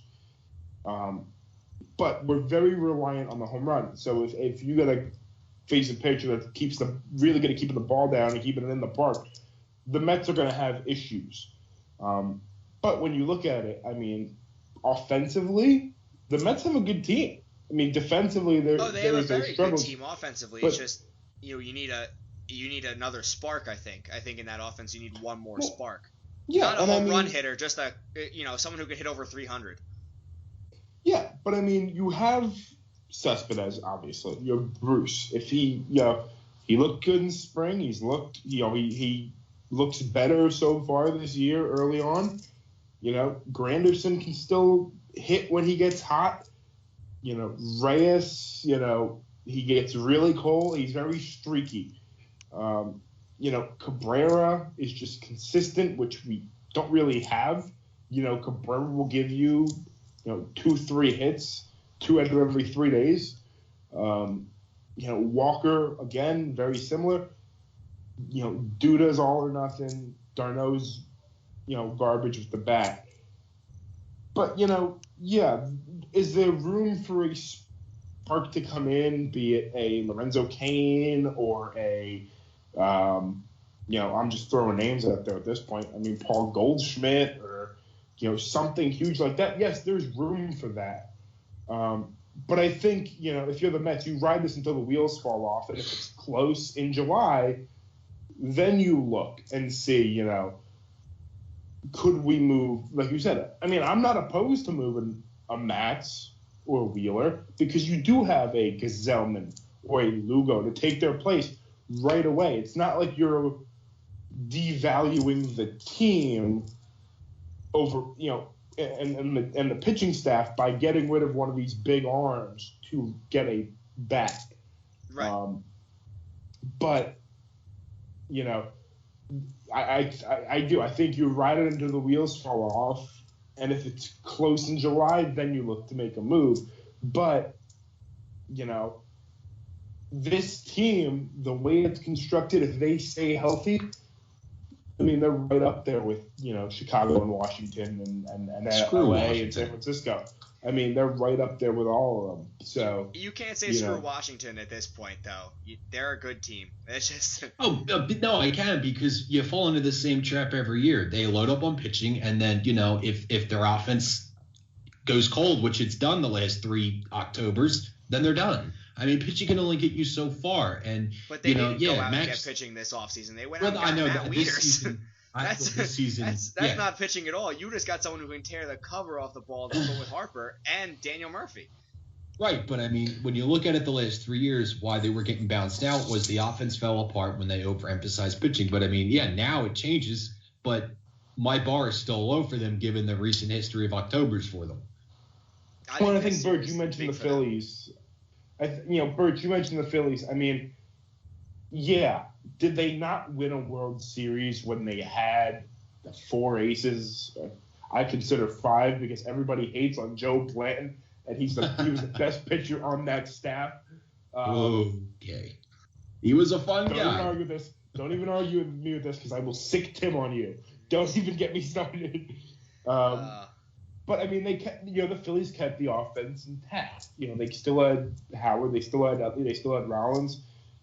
Third base was a rotating door, but be it Pedro Feliz, Placido Polanco, or Alex, Rich Roman.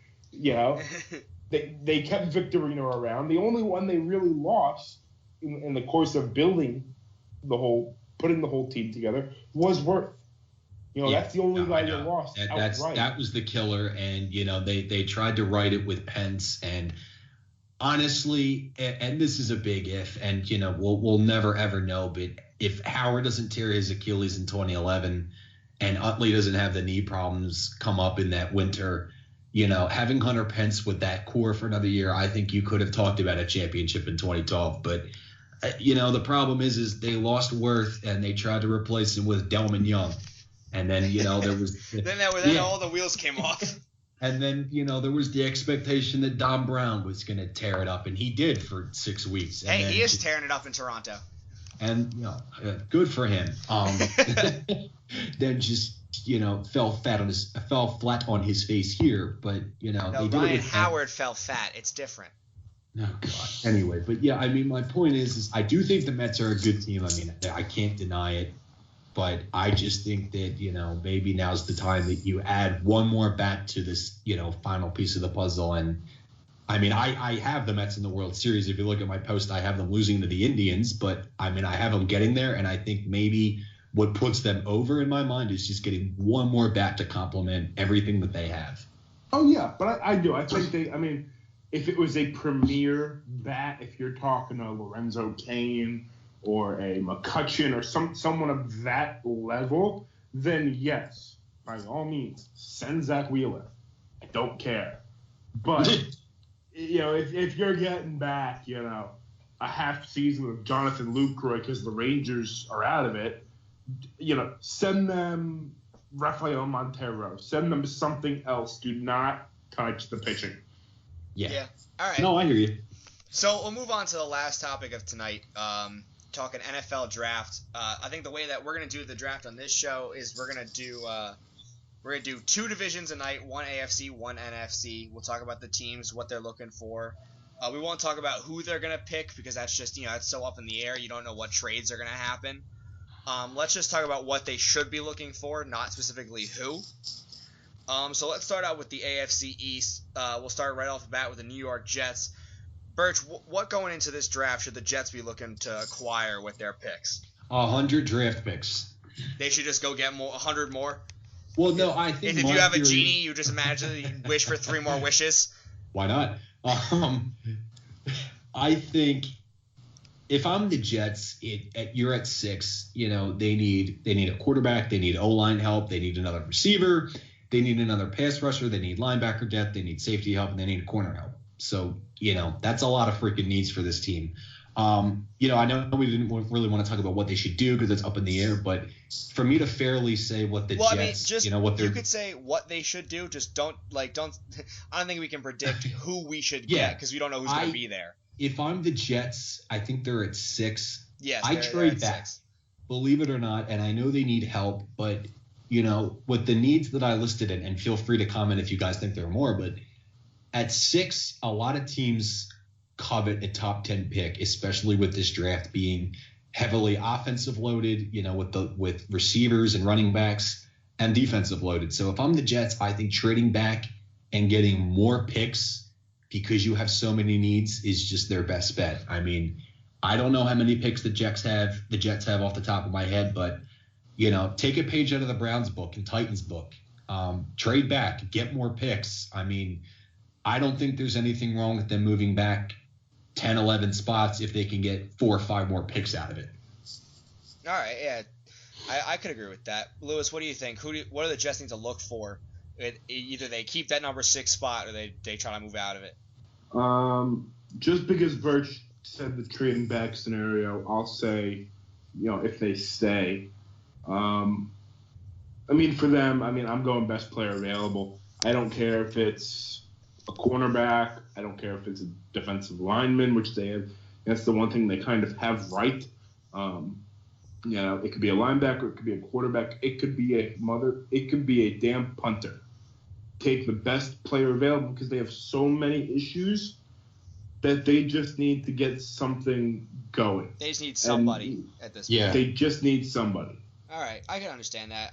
For me, the Jets need to automatically look at running back. That's my biggest. I'm a big fan of a team having at least a competent run game. Is Bryce Petty the greatest quarterback I've ever seen play? Absolutely not. But I think he can fill the need for a little bit.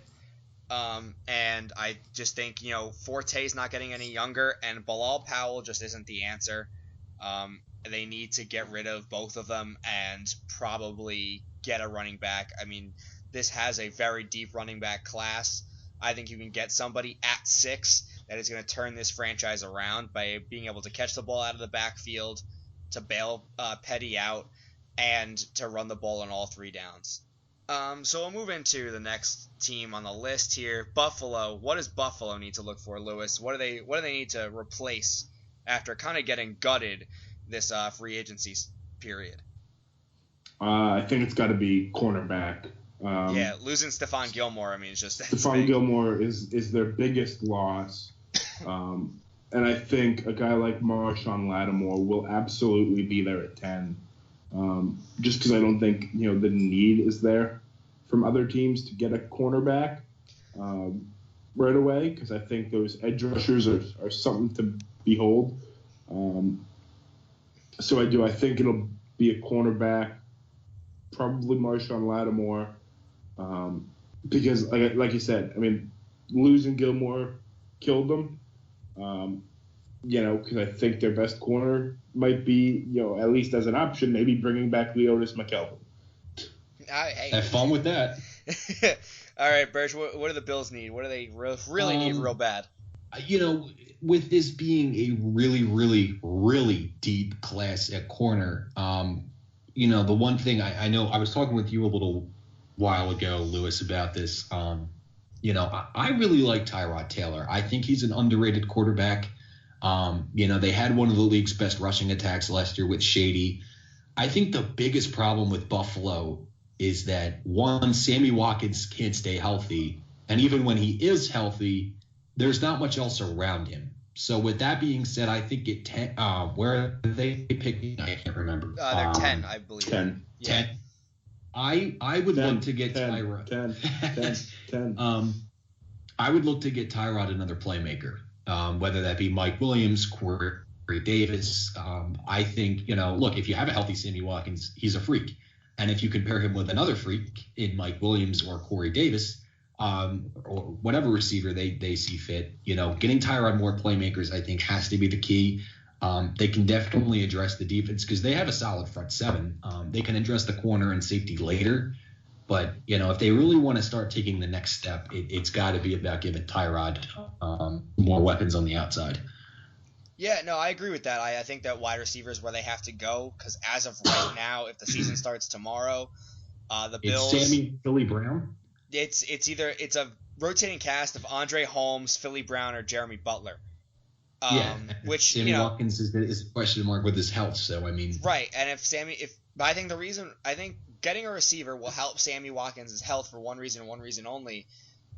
He's not going to get the ball thrown at him 15 times a game if there's someone else to throw to. It takes pressure off him.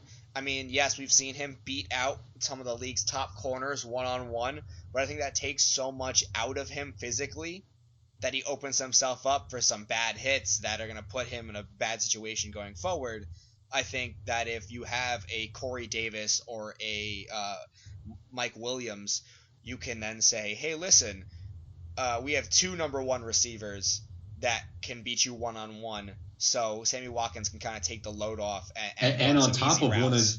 and on top of one of the league's better running attacks too. Right, and Shady is no slump out of the backfield, so I think you can really put Philly Brown in that 3 slot and have him get 3 balls a game and have it be just fine. So we'll move forward to the next team. The next team being the Dolphins. I'll kind of take the Dolphins on first. They're at 22nd. They got to go best player available, whoever it is. But I think it's got to be O-line. The biggest problem that the Dolphins had last year, Jay Ajayi showed up, is a very good running back, is going to be the Dolphins' foreseeable back of the future. Their wide receivers are still pretty good. They buckled down on defense by signing some big guys that are going to be pretty important for them going forward. I think something they need is to keep Ryan Tannehill on his feet. I know a lot of people don't like him, and they don't think that he's the answer for the Dolphins. I still like him. I still think that he's got a cannon of an arm. He just needs the right quarterback coach to help him. And I think keeping him on his feet, you're going to see a much better Ryan Tannehill than the Ryan Tannehill who's on his ass every 3 plays. So, I mean, Lewis, what do you think? What do the Dolphins need to look for at 22? Yeah, no, I agree. I think if they could get a Cam Robinson from Alabama, I think he could be there. I do. I think that, they moved Brandon Albert because they want to move Laramie Tunsil back to his natural position of left tackle. But, I mean, when it comes down to it, he was so damn good at left guard last year that if you can get a guy like Robinson or a Ryan Ramczyk or, one of the other tackles in this draft, I think absolutely. I mean, don't mess with a good thing. I mean, put Laramie Tunsil back at left guard where he played, even better than some people may have thought he would have played at left tackle last year. Yeah, no, we can't deny that. All right, Birch, what do you think? What do the Dolphins need to look at here? Hey, 3 is a company, so I've had them in all my mock drafts and predictions. They got to go offensive line. They saw an improvement last year. I think they cut 2 starters after they started 1-4 or something. Gase just went to management and said, you're cutting player A and player B. And, the 2 incumbent starters played well, but I don't think they should stop there. I mean, they added some really nice pieces on defense.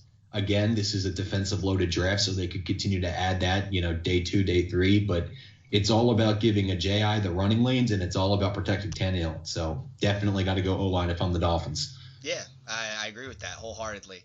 The Patriots don't really have a first-round pick. They gave it up for Brandon Cooks. The later rounds are kind of a mess, and they really don't need anything. I think we can all agree that the Patriots are pretty good.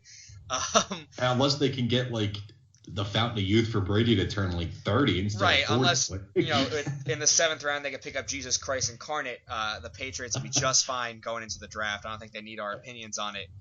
We'll jump to the opposite side, the NFC East, our favorite division. First up on the board, the Eagles. Birch, I'll throw it to you. They're your team. What do they get at 14? Oh, my goodness. This pick can go any which way because, one mock has McCaffrey. One mock has Dalvin Cook. One mock has John Ross, has Corey Davis, Mike Williams, Marlon Humphrey. And on your school show, Lewis, you and Tim mentioned them trading back a couple spots and getting maybe another second. Maybe you throw in another third with that too. The problem with the Eagles is logic says you have to go corner because that was your biggest hole a year ago. And you really have 2 holes with it, with that being said. I argue, like I just said, corner is very deep in this draft. One of the draft's biggest names, Sidney Jones, tore his Achilles. He's expected to be back in July and August, but now he's slated to go in the 2nd or 3rd round. Right. My mind says the Eagles have got to go best player available wherever. If that's Christian McCaffrey, fine. If that's Corey Davis, fine. If that's Reuben Foster, fine. It's been a long time since the Eagles have walked out of the first round of a draft with immediate day one starting caliber talent. And if they feel that it's at linebacker, at corner, at defensive end, then fine. I mean, I'm not opposed to them trading back and getting more picks if they don't like where they're at 14. But I think what they have to do is, yes, clearly logic says you have to go corner, and I'm fine with that. But if say, Lattimore and Marlon Humphrey, two of the draft's top corners, go, and, maybe they're not as high on a Tabor or Quincy Wilson or whomever, then I am totally fine with them taking another weapon for Wentz, or you just take best player available on defense and continue building the defense. Yeah, Lewis, I'll throw it to you. What do the Eagles need? I mean, they need a lot, but what do they go with in that number 14 pick? I'll tell you exactly who they're going to take. They're going to take a running back. Okay. 100% running back. The thing is I do agree with you. There's just no way around it at this point. I think you look at the recent mock drafts. They have Cook, middle to late first. Mixon's on the rise. No. He's on the rise. No. Yep. Hey, I'm going to say this right now. If the Eagles take Joe Mixon, there's going to be a serious problem with me. No. I'm not saying the Eagles are going to take Joe Mixon, but it contributes to my rationale as to why they are going to take a running back. I see what you're saying. Fournette's going top 5. I think he goes whatever it is, 5 to the Jaguars. Yeah. Then I think the next team to take a running back would be Philly, and you have McCaffrey, Cook, and Mixon still on the board. If they pass on taking a running back, which I think you guys desperately need because you're going into next season with, a glorified backup in Smallwood, a 33-year-old pass catcher in Sproles, and a guy who hasn't stayed healthy at all in his career. And with the offseason being devoted to building around Wentz, you need to take a quarterback just because of the risk. You need to take a running back just because of the risk of one of them not being there when your pick comes up again in the second round. If you guys pass on a McCaffrey and take a, Reuben Foster or, Marlon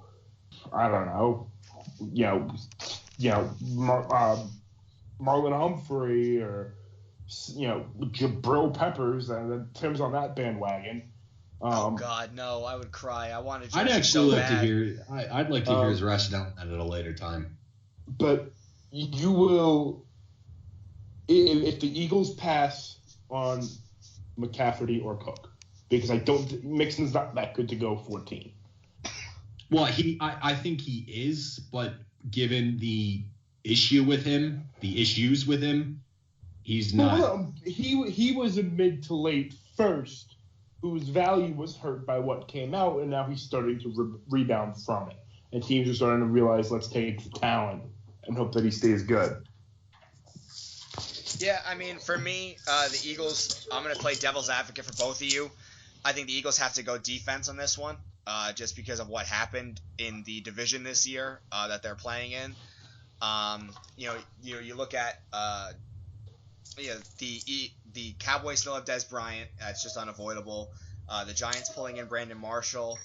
I think they have to, after McKelvin and Nolan Carroll last year, I think you have to pull in a cornerback. I think you have to go look at your defensive back situation. I disagree with Tim. I don't think Jabril Peppers goes that high.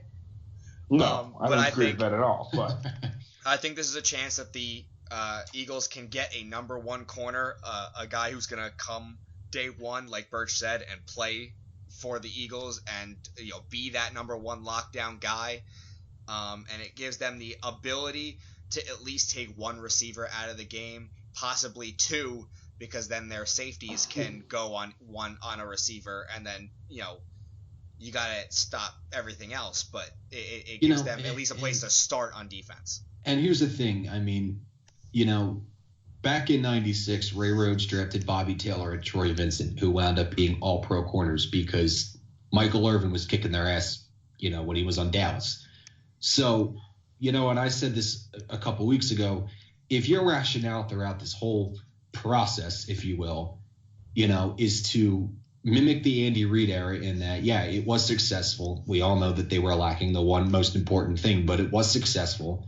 Then why don't you draft like they drafted? Andy did the same thing with Sheldon Brown and Lito Shepherd.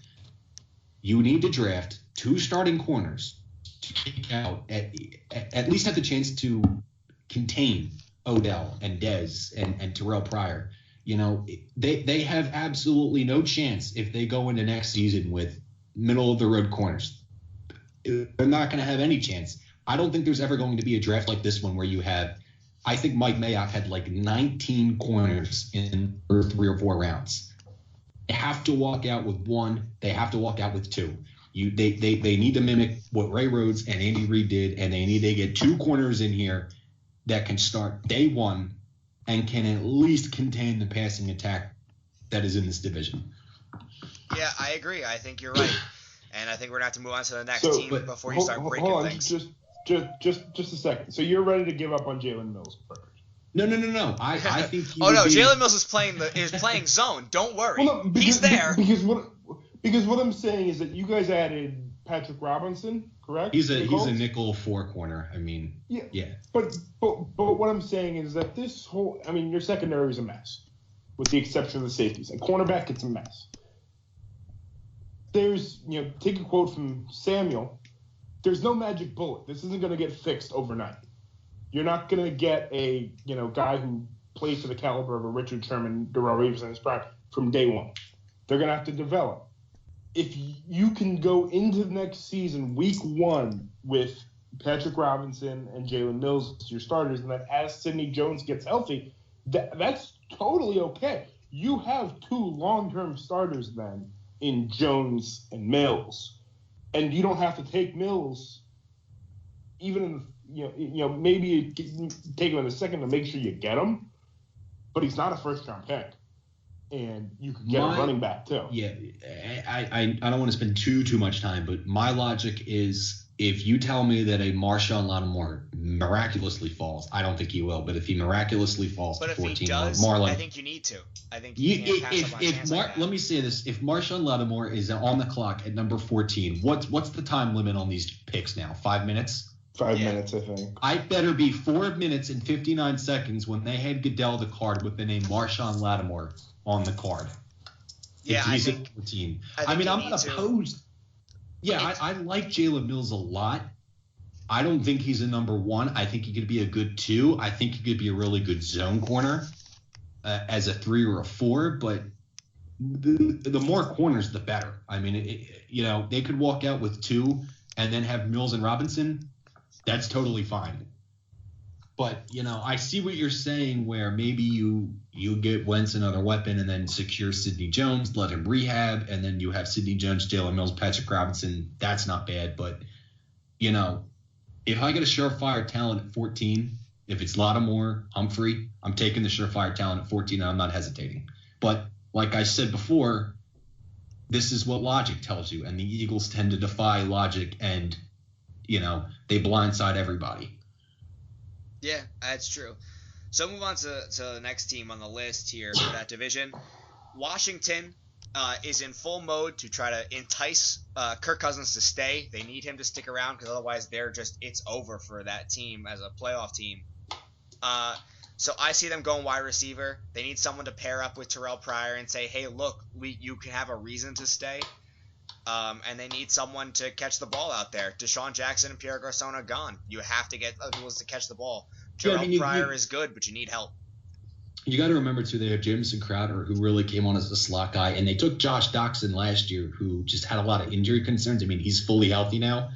I think if you're Washington, you got to go running back here. I think, when you think about when the Redskins were a respectable team in the East, they had Clinton Portis running all over everybody, and now it's a turntable of Robert Kelly and Matt Jones, and Chris Thompson, guys that haven't panned out for them. And I think at 16 or 17. They're 17, I believe. 17? Yeah. I think you go Dalvin Cook if he's there. I don't think he's going to be there. I don't think he's there. Yeah, the Colts, the Eagles could take him. The Colts could take him. the one pick after the Eagles is the Colts, so I just don't think that he's going to be there. I think you got to go wide receiver because I know there's going to be somebody there, whether that's Corey Davis or John Ross.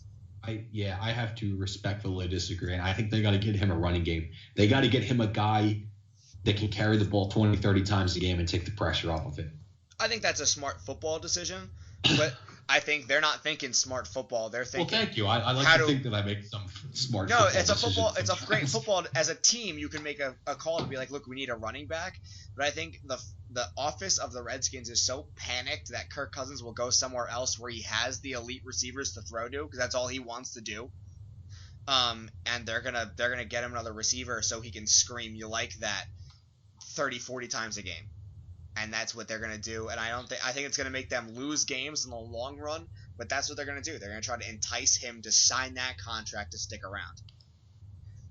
So I'll throw it to you, Lewis. What do you think? Where do they go at 17, after kind of the elite players are off the table? Yeah, I'll just be real quick just to get this going. I think they got to adjust, the front seven a little bit.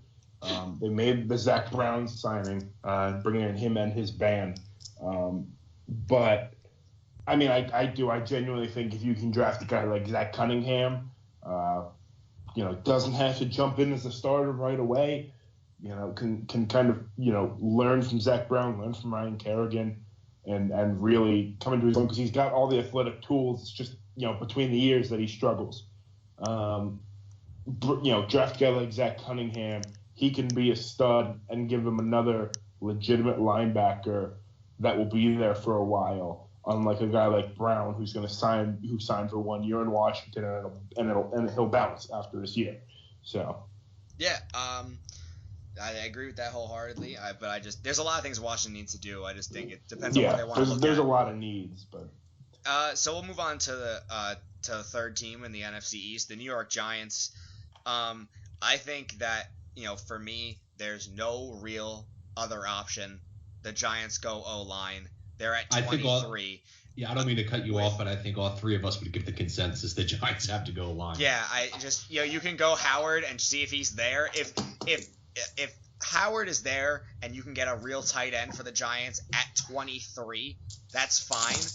But if Howard falls out of the top 10, it's a shock. Yeah, right. If he's not in the top 10, it's a shock. If he's in the top 20, it's even a greater shock. If he's at 23, I'm gonna start going to church because someone is on my team. But I think at 23, the Giants go O-line. They put someone that can help Richburg and Pugh and not let so much crap through. And Eli's not getting any younger, and now they got more guys he could throw to. He needs to stay on his feet to reach those guys. Yeah, I mean, I'll make it short, sweet, and to the point. Protect Eli, make sure that he's standing upright. Giants have Paul Perkins. They could sign Adrian Peterson. They could draft a running back, whatever the case may be. But their priority has got to be offensive line because their offensive line was not very good last year. So, they have a great defense. They have some great receivers. So just protect Eli. Just keep him on his toes. So move to the last team, Cowboys. Where do they go, Birch? Where do you think the Cowboys go after their, unprecedented season last year with two rookies taking them to 13 wins? They're at 28. Who do they get to make that defense team even? Yeah, they gotta. Do you think defense? Where on defense? Anywhere on defense, or just a position? They probably. I'm gonna just make a suggestion to Cowboys fans and Cowboys management. You're not going to get shit from Nolan Carroll as a starting cornerback. You'll probably get 2 games out of him, but good luck getting 16.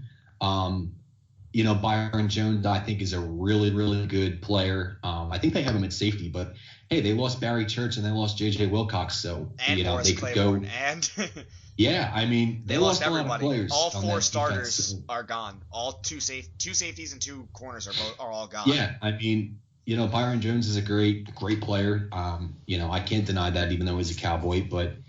Their priority has got to be the secondary, given this division. Now you have Alshon Jeffrey you've got to worry about twice a year. You've got Odell and Brandon Marshall twice a year.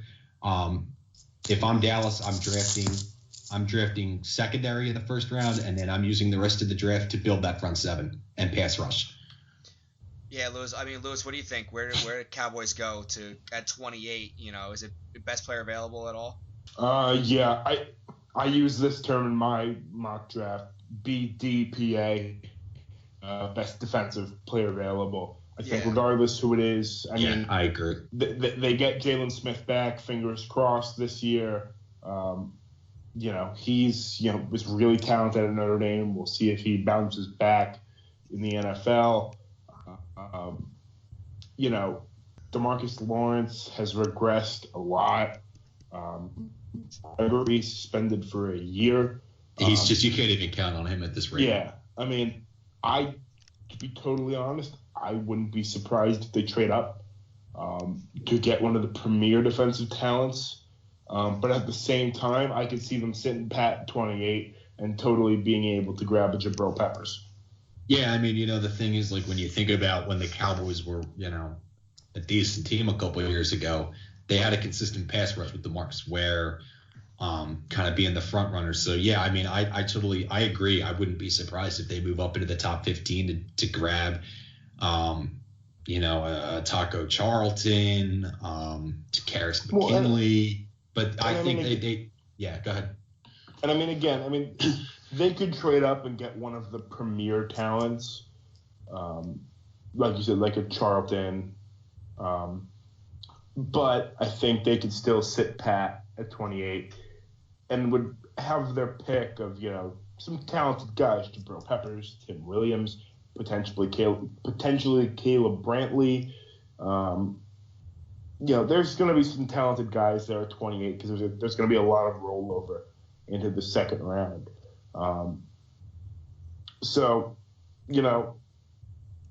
I could see them trading up. I could see them sitting pat, but they got to take defense. Yeah, they got to go defense, no doubt. Yeah, no, I agree. They have to go defense. Whoever that ends up being, I think they sit at 28 and they take best defensive player available because they need it everywhere.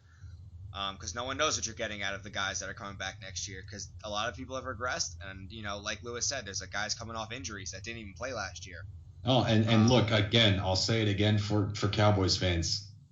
You're not going to get much out of Nolan Carroll. You cannot rely on him as your number one, number two corner. There's not a lot of guys in that defense that you can rely on as your number one anything. As a team who had a terrible... Sean Lee is still going. Yeah, Byron but Jones. You had a terrible pass rush. You couldn't stop you couldn't stop a team that threw the ball. So, I mean, you need someone that's going to come in and make some sort of impact on that. Whoever you can get at 28, you have to try at least. So that'll wrap up our last division. That's going to wrap up our show. This has been the FEME Sports Podcast. We enjoyed you guys listening in. Please like and subscribe to our videos on YouTube.